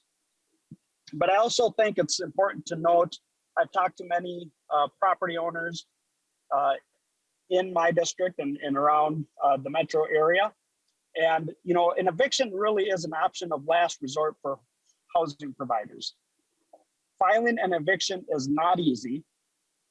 Filing an eviction is expensive. Filing an eviction is time consuming. And filing an eviction is generally the last option for a housing provider because filing an eviction might cost between $1,000 and $1,500 on average. You have to hire an attorney. You have to pay the filing fees. You have to pay server fees. You have to show up in court and sit there in housing court. You have to pay the sheriff to come out and do the eviction. And so I think it's lost on our members across the aisle that an eviction is an option of last resort for housing providers. If you are a housing provider, you want to figure out a way to not have to do an eviction. You would prefer to have your tenants in your property, of course, paying rent and agreeing to the terms of the lease. But an eviction is an option of last resort for housing providers. They don't want to file evictions. And so this bill misses the mark incredibly and misses the strong property rights and infringes on those property rights, and has been through Governor Walz's executive orders for well over a year. And this bill exacerbates that. You might want to call it an off-ramp, but I think that's not accurate. It's more of sending it on a collision course than an off-ramp.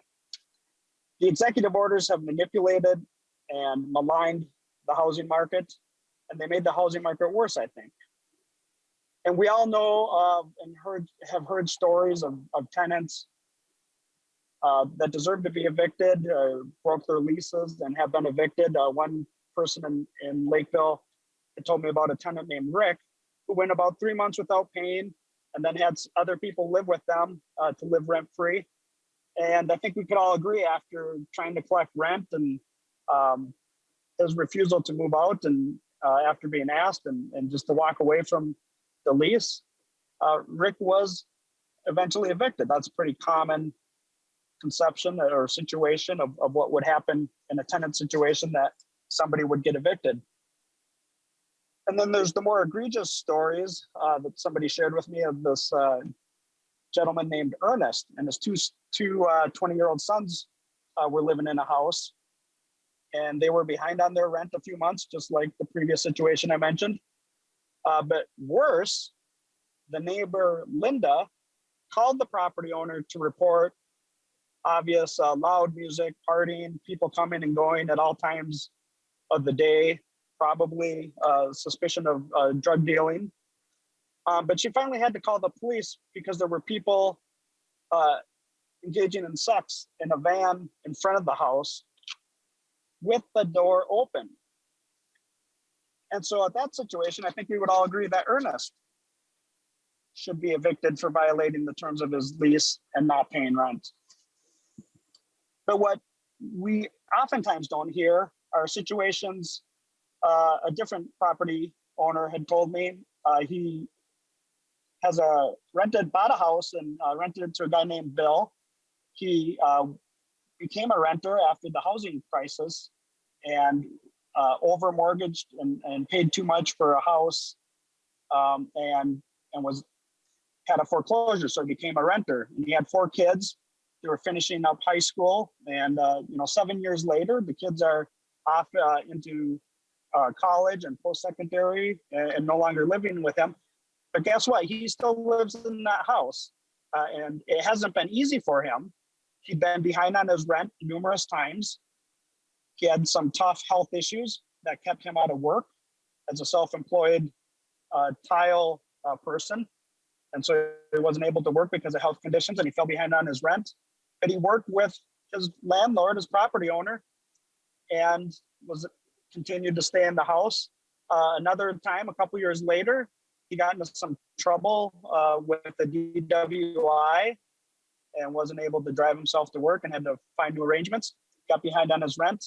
But he worked out on that situation and was not evicted, because an eviction is the last resort, the last option for housing providers and property owners. It's not easy.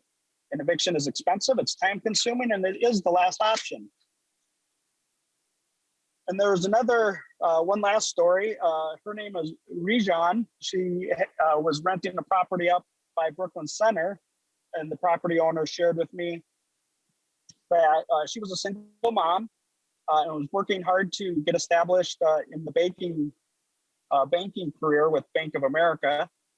And she had a baby, but had bad or limited rental history. I think she was kind of in between places, and he said he couldn't verify her rent very easily, but he was able to verify her employment. and took a chance on her. And she paid well on her lease for about 13, 14 months, but then had a complicated delivery with the second child. And she struggled to make payments, got a little bit behind, made partial payments. They were trying to work with her, but eventually she was about 5 months behind, 5 months. And this is all before COVID. So she obviously couldn't afford the place that she was renting any longer, and had some other situations in her life. But that property owner didn't evict her. He worked with her to help her find another place that's more suitable for her. It was more cost effective for that person to help them get a new place than to evict them. Because as I mentioned, an eviction is an option of last resort for housing providers. Filing an eviction is not easy, it's expensive, and it's time consuming. And I think this bill and the authors, with due respect, completely failed to recognize that and to recognize the safe havens that property owners provide to their tenants. And this bill is too much. The governor, his executive orders are too much. And so again, this bill does nothing to address the housing prices or the rent situation, and it doesn't provide affordable housing. It infringes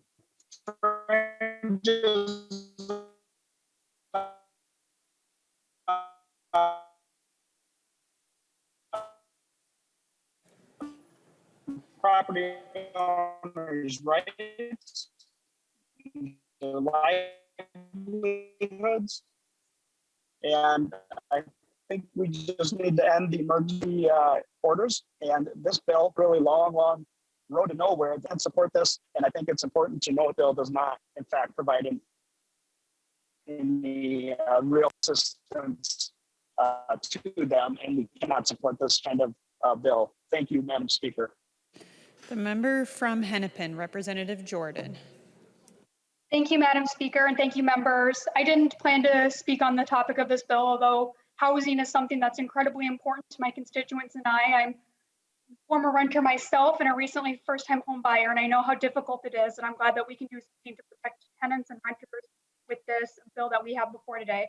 But the reason I'm speaking is to correct the record regarding some statements that were made earlier about comprehensive sex education. I am continually baffled that people have not read the bill that I am carrying, House File 358, that defines consent, which means affirmative, conscious, and voluntary agreement to engage in interpersonal, physical, or sexual activity. Comprehensive sex education does not groom people to be trafficked or to engage in sexual activity earlier. In fact, it does the opposite. Comprehensive sex education makes sure that students know about their bodies and are actually able to articulate and communicate about their needs in a way that they are not being taught currently. So I'm hopeful that we will make sure that we're not spreading falsehoods about what this means and what this does for students. Thank you, Madam Speaker. The member from Candy, Ojai, Representative Baker. Good afternoon, Madam Chair, Madam Speaker, and members. I just wanted to briefly again share my concern about the bill. I really did want to vote in favor of this bill today. I thought that there had some hopeful spots, but again, when we are seeing very little support for reducing the cost of housing and just the leaning heavily against, again, the housing providers, in this case, we'll call them landlords, they are getting crushed like businesses around Minnesota. Somehow this administration just thinks that that's okay to do. If you appear to have things, you shouldn't have to be protected by anything. And in the case of many stories that we've heard today, a lot of landlords are doing this with passive income. They're very small providers. They're just getting into their retirements. I actually know a lot of young families that are doing this, buying an extra home to start building equity so they have something for their children's education when they hit the college years. One story, Stanley here in Wilmer, again, has one house, doesn't have the internet, would go there every month and ask for a check from their renters, has been now empty of a rent check for the last 13 months. Was excited to hear that there's this rentmnhelp.com And I have sent many, many people to this website. I'm not doing that anymore because it's such a disaster, and I'll get to that in a minute. But Stanley, again, was understanding the rules, went to the tenant, knocked on the door, and everything was gone. The place was trashed. He was devastated. He had been trying to work with this group, this family, as much as they could, and they just up and left. So now he has nothing. When I made the call to the administration, the housing administration, about this, I asked, there must be a way to help landlords. I couldn't imagine in my wildest dreams that if the tenant just up and left, that the landlord would simply be out everything. I think the program from the feds is pretty aggressive. It makes the old payments get caught up with the landlord, and plus it gives you another 3 months in order to stay there so that you can kind of get stabilized before the eviction moratorium ends. I was frustrated to learn that nope, that is nothing that we can do. The landlords are simply out and they have to go to small claims court. I was shocked, and even honestly, I have to give a lot of credit to the deputy administrator, the deputy commissioner that I was visiting with the housing administration. He was very honest with me. This is very lopsided. This is very one-sided, and it really just favors the tenant. And that's been a kind of a similar story, really, with the whole tone of the Walz administration through the whole COVID stuff, the last 16, 18 months. And I just want to make sure that this frustration is felt, the stories are real. And even this week, when my local UCAP providers and leaders, which, gosh, they take care of 12 counties in my area, my region, they're what's called a field partner right now with this Help Rent Minnesota issue. They had a great conversation with me today. They shared with me how awful the system is, how in the dark they are, and when they call and ask for questions, they're not giving information. They don't feel at all like a partner, so don't call them a field partner on this thing. So if the commissioner is listening, please recheck your verbiage, because this is not how partners are treated. They are completely in the dark. They have gotten 0 referrals from the 211 system. They have no idea where people are at when they have applied through them locally here. And there's a penalty to people if they apply more than once to different programs, because this one is so delayed and others are backed up. People don't want to get in trouble. And so they sit there and they aren't afraid, they're actually afraid to reapply to this program because they don't know where the other ones are at.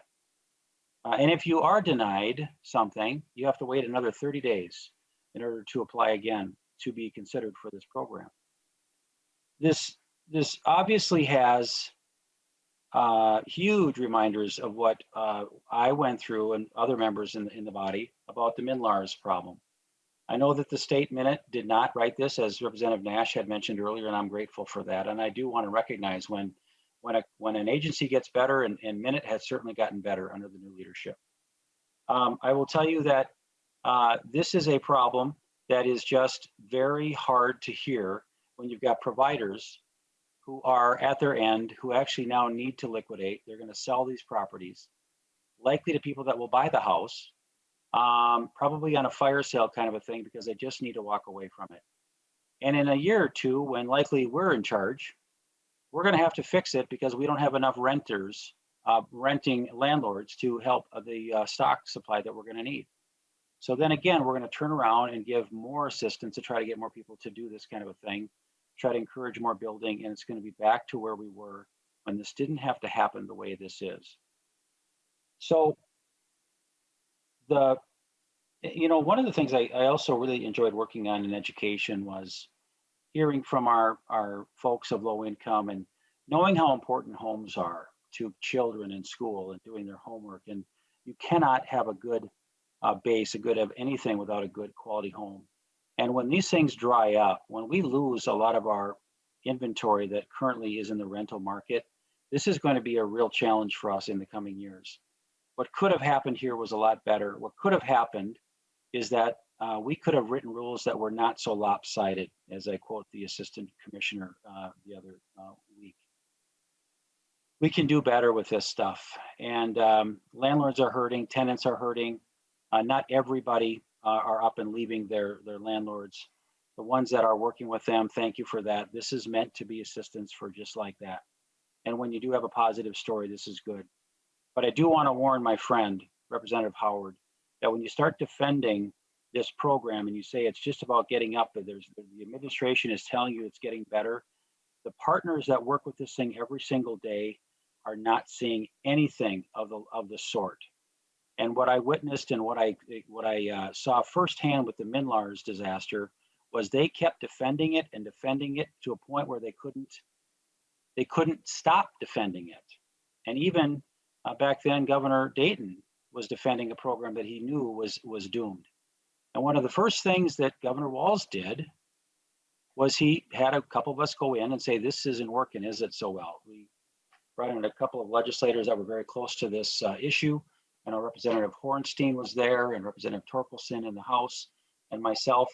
And Governor Walz did the right thing, and he stopped it and he banned it. He just said, we got to switch gears, and he did. Give him a lot of credit for that. Well, he's defending this thing right now, and the commissioner is, and I'm concerned this has no future for it.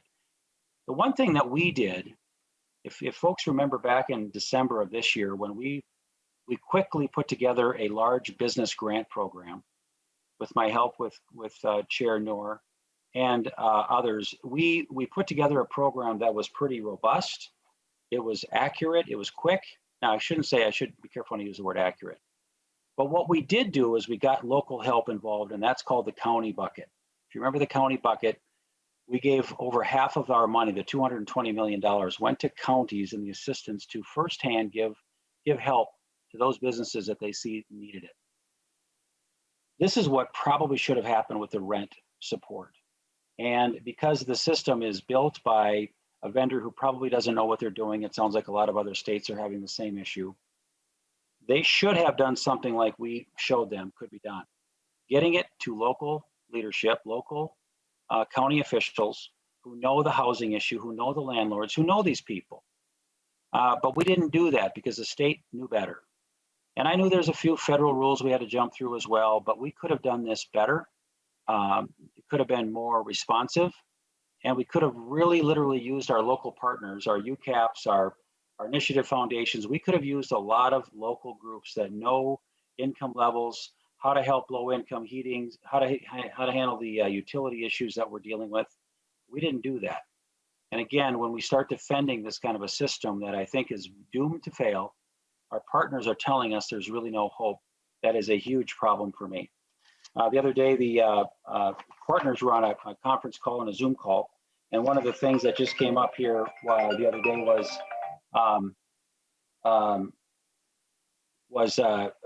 in the chat room. And I wanted to just quote this because, again, these are partners that are very concerned about this. At the end, one of the folks said, lots of excuses all the time, never any solutions. Minnesota Housing should be dumping the system and letting local Minnesota-based partners deliver the money. CHAPS, which is that local coronavirus housing assistance program, had its growing pains too. But it worked, and it was helping, and it was delivering some support. This is not happening now. Come on, folks, cut the losses. So the agency and Commissioner Ho have to swallow their pride and admit the mistakes. It would be better to take action now rather than let the failure of this program continue on. So again, I think as I wrap up, members, I'm concerned that the Walz administration, as they need these off ramps to somehow justify releasing these emergency powers that they are desperately hanging on to. I cannot believe we're at the end of June 2021, and we've got members on the other side of the aisle that are still standing alongside that they need the emergency powers. And if this is the kind of bill that they need to kind of loosen these up, I am shocked that this is something that you want to stand behind. The Walz administration started building relationships. They did with me, with Minlars. I gave my power up to them in March when this all hit us. And about 6 months after that, I've been fighting to get it back. So the trust is gone.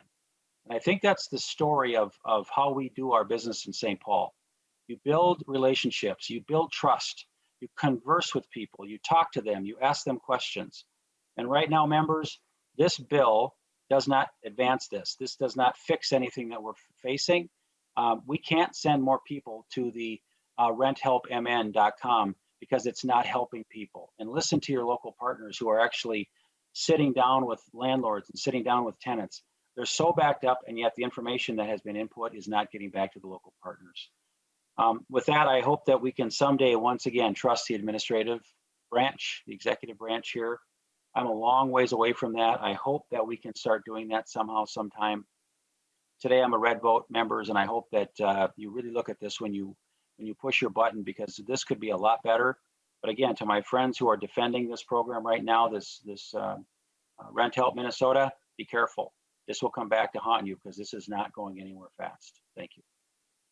The member from Traverse, Representative Backer.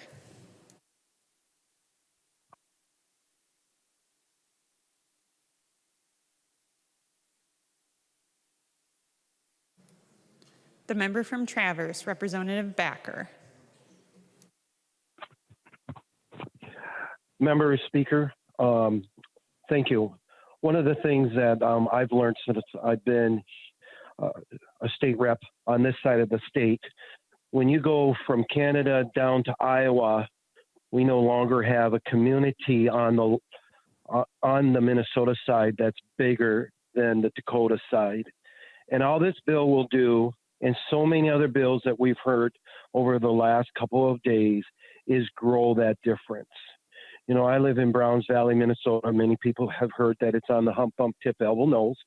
And if you go up and down Lake Traverse on the South Dakota side, we see that with all the more homes being built on the South Dakota side of Lake Traverse. We see that on the Big Stone Lake side too. We see that in Breckenridge compared to Wahpeton. We see that with Moorhead compared to Fargo. Our border communities are hurting, and this bill will only grow that wound. And that is one of the many reasons why I cannot support this bill. It does not encourage people to become homeowners. We know when people want to be homeowners, that's the best thing for the community. I see that as an EMT coming on scenes a lot of time, just the difference of home ownership compared to rental. That's not saying anything about renting bad, but we all know if you own something, you take care of it more. And what we're doing is we're telling Minnesotans, go across the border, just like we see on the east side of the state, South and Iowa. We see that in North Dakota and South Dakota. People are moving west, and it's really about time that we make a change. And just like Representative Baker said, in 2 years from now, when we're in the majority, we will have to correct a lot of these ills, and hopefully people will move back. Thank you, Madam Speaker and members. The member from Hennepin, Representative Agbaje. Thank you, Madam Speaker and members. Today I rise in support of this housing bill. And before I get to my remarks, I do want to say thank you to Chair Hausman for her leadership, particularly in this committee. And I also truly appreciated being a part of the conference committee and working with Representative Howard and Representative Ryer, as well as Representative Tice on this bill. So this pandemic has exacerbated the problems that we have in housing. And this bill, though not everything we want, will mitigate kind of the worst of those problems, particularly for people who have lost their jobs and cannot afford the rent. And that is the main purpose of the eviction off-ramp. It was to provide time for both tenants and landlords to receive the emergency assistance from the federal government. And this time that we're putting into the eviction off-ramp also supports our court system, so that way they do not become overwhelmed. And in case it hasn't been clear, this money goes directly to landlords, and it keeps people in their homes. So we've heard questions throughout this debate about how landlords can get their money back if a renter moves away. But in current eviction law, landlords' only remedy when someone abandons a property or moves and they still have a rent bill to pay is just repossession of that property. And that's already in our state statute. So should a landlord want to seek that back pay, they would need to file a separate claim through our conciliation courts. The notice provision, which we also talked about earlier today, has actually shown to be really useful in other states. It helps everyone get ready for a potential lawsuit, and it also gives renters that time to apply for assistance or to find help. For many renters, the first time they actually know that they might be being evicted or that there's an issue is when they get a summons to go to court. And that's just a very unfair and scary situation. The least we can do is to provide some notice for all parties to get ready as they're dealing with everything the pandemic has already brought. Because if instead we allow the landlords to evict immediately, we have to ask ourselves, where do we want people to go? This bill at least provides a partial answer through the off-ramp, and it gives time necessary for people to acquire that rent money so that way the landlords can be made whole and people can stay safe at home. We still have much work to do for our housing situation in Minnesota, and I agree with many that have said that we haven't done enough. But this bill at least does its part to put us on the path to make sure that everyone will eventually have a place to live and that we'll eventually be able to keep people in their homes. So I would urge members to vote green. Thank you. The member from Stearns, Representative Tice. Thank you, Madam Speaker. I got a lot to say. And one of the things I want to say is thank you. Thank you to Chair Hausman and almost Chair Howard. They've been working together very well, and I really appreciate it. I know that our love for housing and for the committee is the same. We love it. We're dedicated to it. We're loyal to it. I also want to say thank you to Harry, who has been a rock, even though he's doing several other things, but he's always there, and to my committee. What a great committee. Matt Bliss, Tony Juergens. Is anybody else here? I know, Brian Farr. I think he went up to say hi to some folks. And to John Heinrich. What a dedicated group I have. And they've been just wonderful. But I also want to thank all our staff too, all the staff that works on this. They know their stuff. And it's always great to be surrounded by people who love what I love as much as I do. I do want to see some things change. It's really heartbreaking for me to receive emails from folks that I know well who are talking about renters they have and some of the issues that they face. The one I'm looking at right now, the first renter that he wrote to me about is in a single-family home that he owns.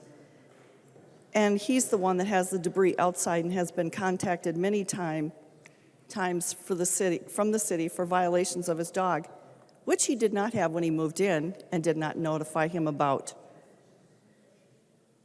He was able to get some rent from him, and they became whole probably in November, but then after that he received no rent again.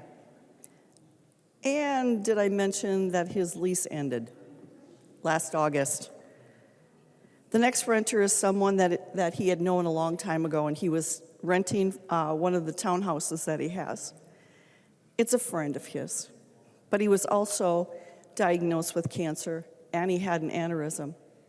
And the last time he had a medical procedure, he let my friend know that he might not make it through. He was applying for help. He didn't know if he was going to get it or if he had it, and he hoped that Minnesota would find a way to make him whole, even if everything hadn't gone so long. And then his next tenant I talked about a while ago, she's a CEO of a company, hasn't paid any rent. So he's got to take her to conciliation court. And his court date is more than 2 months after he filed for it. And then how much longer will it be after that? He wants to know, how is the government going to account for tenants that know how to use the system to their advantage? And I think that's something we need to start teaching. We need to start teaching a relationship needs to be made between tenants and housing providers. It can't be us against the bad guy. We've got to have that dialogue. It really can be a lot better experience if we cut that out and make it a partnership. It is a contract. A lease is a contract, but yet we don't really treat it like that. One of the last things he talks about is how he has attempted to reach out to Rent Help Minnesota and has had nothing but frustration. He's emailed, he's called, nobody calls back.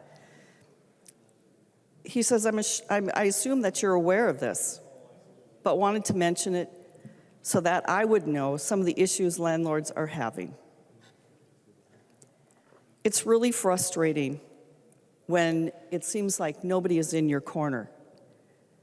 And then we hear from multi-housing about how unfortunate it is there's no fixes in this agreement to the rent help program. I don't want to pick on it, but it doesn't seem like it's working as well as it should, needs to. There's so many different things. In fact, MinPost had an article recently that talked about it was beset with glitches and slow payments. It's really hard to say, we've got all this money, but we can't get it to you because it's just not working. In fact, one of the owners of the system that we have, Brian Greenwood, said he considers Minnesota's rollout to be one of the smoother ones he's worked on. It's like, really? We've had nothing but complaints. I haven't had one person say, oh, has this ever gone well? There are so many issues that we've heard. But what I like most is Cecil Smith, who's a landlord who is also the executive director of the Minnesota Multi-Housing Association, who represents the apartment owners and managers. He said the amount of money available for rental assistance money is enough to more than take care of those who are financially harmed by the pandemic and who need cash to cover back rent. But his members have complained of bulky application programs that left many applications watching the notorious spinning wheel for hours, even days. That's just not acceptable, folks. He says that there are 672 million reasons why we don't have to be so concerned about people who are COVID impacted and eligible for rental assistance, other than we don't have a functional rental assistance program. Hopefully we'll get there eventually. And I hope we get there before it's too late. Minnesota spent $100,000 on a PR company to help with getting a lot of this information out. And I would argue that many housing providers have offered documentations to tenants. We do regularly about how much they owe if they're behind. We have some that have had hard times, and we've said, okay, fine, just pay me what you can, and this is your running total, and they give us so much extra a month. And quarterly, we print out a report and said, this is how you're doing. To tell somebody that they haven't been paying rent, they know. We tell them too. Greg will call them, or he'll stop by. They will know. And there's only one time out of, oh my gosh, 20-some years that we've had to really evict somebody. Nobody wants to do it. We just don't want to. So we need to work on some of these things. And Chair Hausman did tell me, because I've been talking a lot about how we need to cultivate a nice working relationship between housing providers and tenants. And she said, let's do that during the interim. And I'd love to do that. I really would. I think that we can do a lot better with the way we talk about each other rather than us against them. It's really hard to hear some of the bad things people say when I know that we've been housing providers for many years. I don't see it that way at all. But one thing we haven't done is really talk about, and I had told my committee earlier this year that I want to get together this summer and get some bills together so that we can look at what we're not doing in helping our housing situation. We have the Governor's Task Force on Housing, who made some wonderful recommendations that I think we can act on and do. We haven't seen much work on that before, and I think it's time we do. So I'm hoping that we can work together, come up with a bunch of amendments or a bunch of bills that we can have and have them heard in committee so that we can look and how do we keep housing down? How do we keep the costs down? And it's not just one thing, it's actually, what did they identify, like six different areas. But we haven't taken advantage of that information. And as I said, it was good information. I even agreed with it. And this was under Governor Dayton. We have some guidelines to use, and we just haven't done it yet.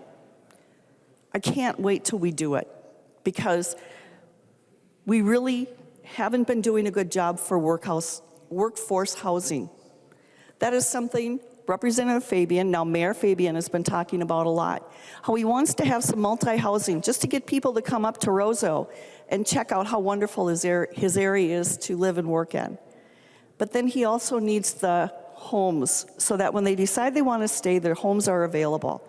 I know we were up in Representative Keel's district several years ago too, and we talked to the folks at Crookston, University of Minnesota Crookston, and they said, we don't have housing for a lot of our staff.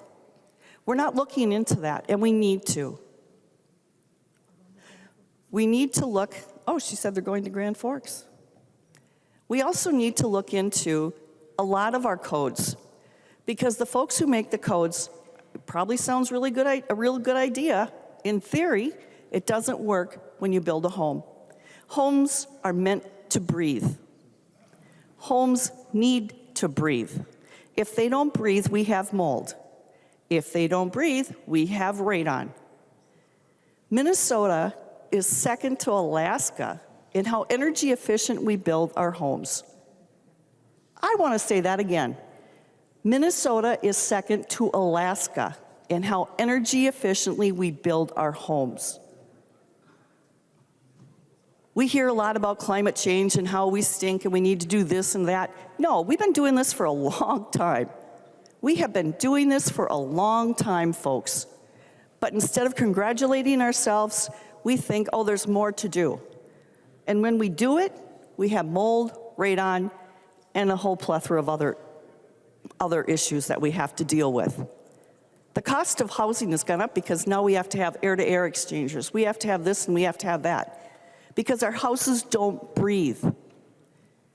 We don't want them to breathe to what they did in the 1940s and the 1950s. We want them to breathe so that in this time, they still don't have to have all this extra equipment in them so that families can live there and afford them.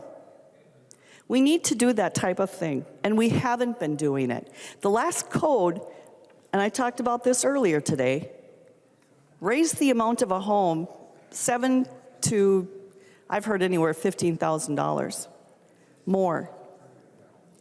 And it doesn't get included in the appraisals. We need to fix that. We need to look at that. That's not right. So there's a lot of things we can do with how do we get the cost of housing down. And I want to explore that as well. So be ready next year. I hope I have a lot of stuff to bring forward, because there's a lot of things we can do, and there's a lot of things we need to do. Thank you, Madam Chair. The member from Hennepin, Representative Howard. Thank you, Madam Chair, and I really want to thank all of the members truly for a respectful debate today. In particular, I want to thank Representative Tice. And again, I want to thank the chairs of each committee in the House and the Senate, Representative Hausman and Senator Draheim. A negotiation like this isn't always fun or easy, but ultimately we worked hard and worked together to come up with a bipartisan bill that will make a difference for Minnesotans. Members, I want to talk a little bit about the off-ramp and a little about the bill overall. And we've heard a lot today from the other side from the perspective of landlords. And I'm not going to dispute anything we heard, but I do want to add to the discussion the perspective of renters in Minnesota. And renters are all across our state in Minnesota. They are working in our, in the service sector more predominantly. They're caring for our loved ones. They're more likely to be cost burdened, more likely to be paying more than 50% of their income on rent. And I just want us to put ourselves in their shoes. Imagine being a home healthcare worker making $13 an hour who contracts COVID, loses 2 months of pay, and finds themselves in a deep hole. Imagine being a server at a local restaurant, being laid off for months, coming back to reduced hours and finding yourself in a hole. Renters are far less likely to access paid family leave. So when the school year started, imagine being a renter and deciding to lose out on wages to stay home to help your child with distance learning. This is the reality facing tens of thousands of Minnesotans that, through no fault of their own, have found themselves in a place that they never imagined. And I believe we have a duty to listen to those Minnesotans and to have their back throughout this pandemic. Members, we've heard a lot that from the other side that this bill is lopsided. Well, the economic system has been tilted against renters for time immemorial. We absolutely need to listen to our Minnesotans and create a future where everyone can prosper, where everyone has hope, health, and economic security, and I believe that that's what this eviction moratorium off-ramp will do. It says to both renters and landlords that we have your back. I want to comment quickly on Rent Help MN. There's been a lot of discussion about it. Members, the last thing we should do is discourage Minnesotans from going to Rent Help MN. Truly, if we want our landlords and renters and state to be successful, each and every one of us should be reaching out to our constituents and encouraging them to apply. Now, what we should also be doing, Representative Baker, is when we hear issues with it, we should be contacting Minnesota Housing and working to improve that system. We all have a stake in this, and we all have an ability to use our platform to make sure that our constituents, whether they're renters or landlords, are made whole as we come out on the other side of this pandemic. Now, to the bill overall, our Omnibus funding bill. We heard a lot from the other side that there is interest in creating more affordable housing, and that is true. But I would argue that the argument you should be making is that we're not investing enough, because without significant public investment, we are not going to meet the needs across our housing continuum in our state. Absolutely, we should look at policy change, and I think that good work can happen over the interim to do so. But let's not confuse what is really facing us in this affordable housing crisis, and that is to need to make significant investments across the housing spectrum. And that's what this bill does. The Challenge program leverages private investment for both single-family and rental housing at a variety of income levels. The manufactured home grants in this bill will help us invest in the most affordable source of home ownership in our state, which is manufactured homes. We're investing in the Home Ownership Assistance Fund. We've heard about our equity gap. Well, one of the big reasons is that folks don't have the resources to make a down payment on their first home. The Home Ownership Assistance Fund will help us do that. And there's $100 million in housing infrastructure bonds. That is significant. Again, leveraging private investment in an array of housing options, including single-family home ownership, manufactured homes, and otherwise. Now, those are significant investments, but they scratch the surface. They just scratch the surface. And Representative Haley mentioned that we admire the problem too much in housing. I tend to agree with that sentiment. But the problem is immense, and our response needs to be to do more. More than 500,000 Minnesotans struggle to afford their home right now in the state. That was before the pandemic. We need an yes-and approach that focuses on investing in single-family home ownership, investing in preserving naturally occurring affordable housing, something that we're not doing in this bill because of not having enough resources. We need to be doing so much more. This bill makes progress, important progress, but we can do better. And I want to channel Chair Hausman as I close. She is fond of saying that nothing in life works if you don't have a safe place to lay your head at night. And that's true. An affordable home for every Minnesotan is a plan for public safety. An affordable home for every Minnesotan is a plan to eliminate racial disparities. An affordable home for every Minnesotan is a plan for education. An affordable home for every Minnesotan is a plan to create jobs and grow businesses. An affordable home for every Minnesotan is a plan for a better Minnesota for all of us. And so this place called home is at the center of everything for us to be successful. And so what I want to challenge this body, the Senate and the governor, is to make home the center of our work in the legislature. That is going to require culture shift. It's going to require us to work hard. It's going to require us to vote yes on this bill. but it can require more than just patting ourselves on the back and saying the job is done, because the job is ahead of us, and it's one that we must undertake. With that, members, I urge a yes vote. Seeing no further discussion, the clerk will take the roll on the bill.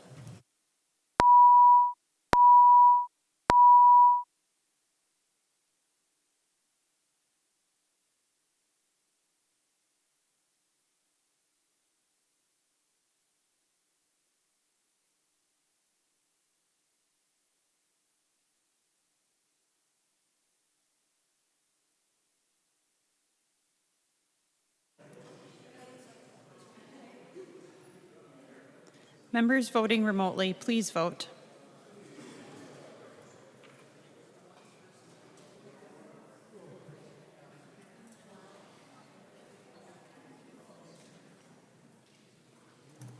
Will the clerk call the names of all those members who have not yet voted?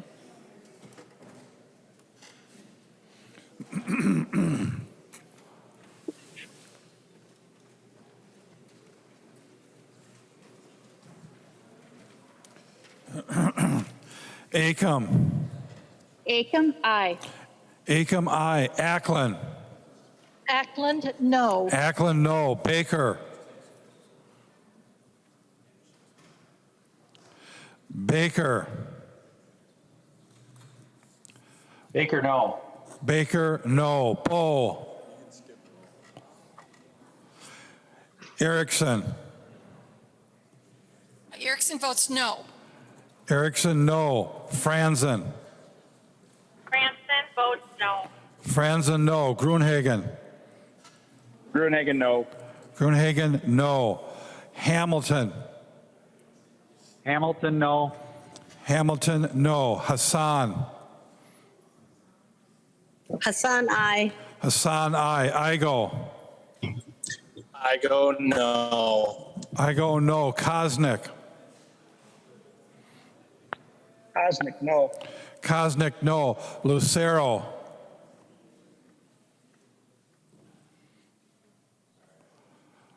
Lucero. Lucero, no.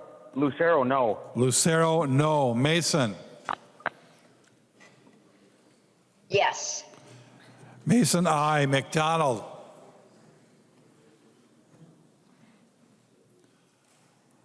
McDonald.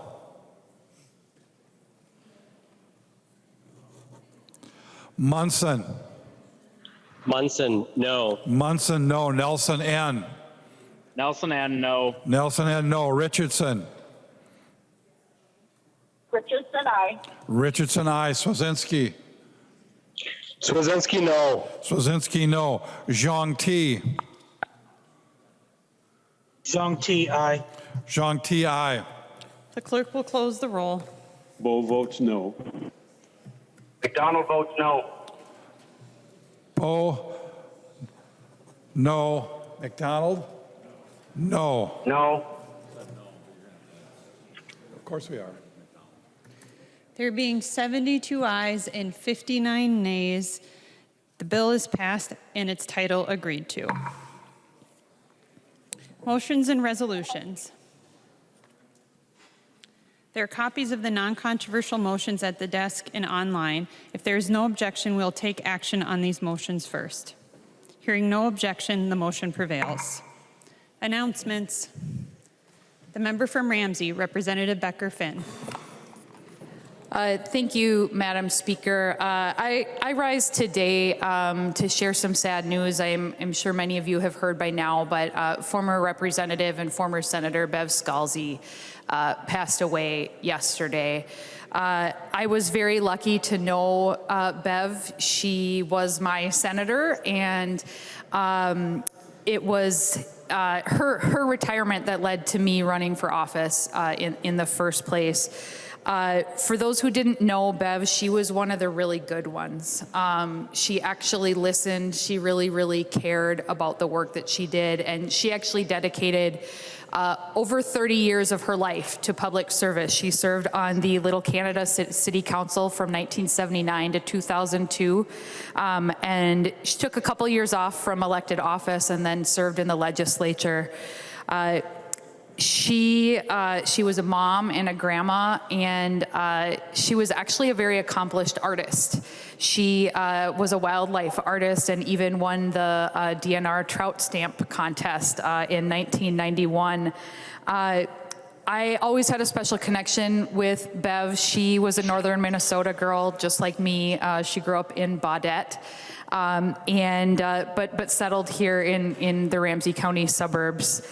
She was also a small business owner, and when I was a staff member here in the early 2000s, my cube was near her office, and I had just bought my first house because I had my first real job here at the legislature, and her small business was a heating and cooling company. And when I called to make our first appointment to get our new furnace checked out, it was actually Bev answered the phone every day. Every day she was in at that office, and if you called Hoffman Corner, Representative Scalzi, Senator Scalzi would answer the phone.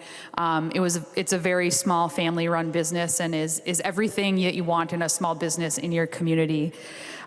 Yesterday when I got the news, I was actually at the skate park in Little Canada with my daughter, and it seemed really fitting because the skate park in Little Canada is, you can see the water tower for Little Canada and the city council building, which she was part of building that new city hall. She was part of why that park was even there, and she was part of why it's the Fire Barns skate park in Little Canada because it's located near the fire station, and we have a beautiful fire station in Little Canada, and that was all thanks to Bev. She truly left a legacy behind for all of us in the Ramsey County suburbs. She was a good friend and mentor to many, and I know, particularly, I know that she kept a close relationship with Representative Hausman as well as former Representative Mindy Greiling. So we all in the Little Canada, Roseville, Shoreview area are really feeling the loss right now, and I would just encourage folks. Bev was many things, and all of them were very good, and I would just encourage folks, if you don't know a lot about her, look her up or ask. I know Representative Bernardi as well was very close with her, and we all have good stories about Bev. She was one of those people who would sit on the House floor and actually listen to the speeches and really she did the best job that she could for our community, and I will always be grateful for her service and really the example she put out there of how to be an elected official. So with that, members, I would ask for a moment of silence in honor of former Representative Bev Scalzi. Members, please rise if you are able for a moment of silence.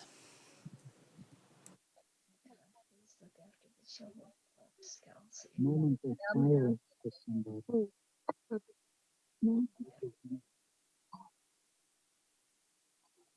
One of the representatives' fathers, they went in and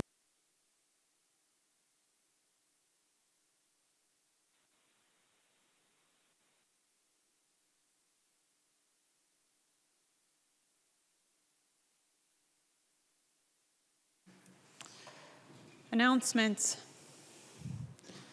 Representative Winkler. Madam Speaker, I move that when the House adjourns today, it adjourn until 10 a.m. Friday, June 25th, 2021.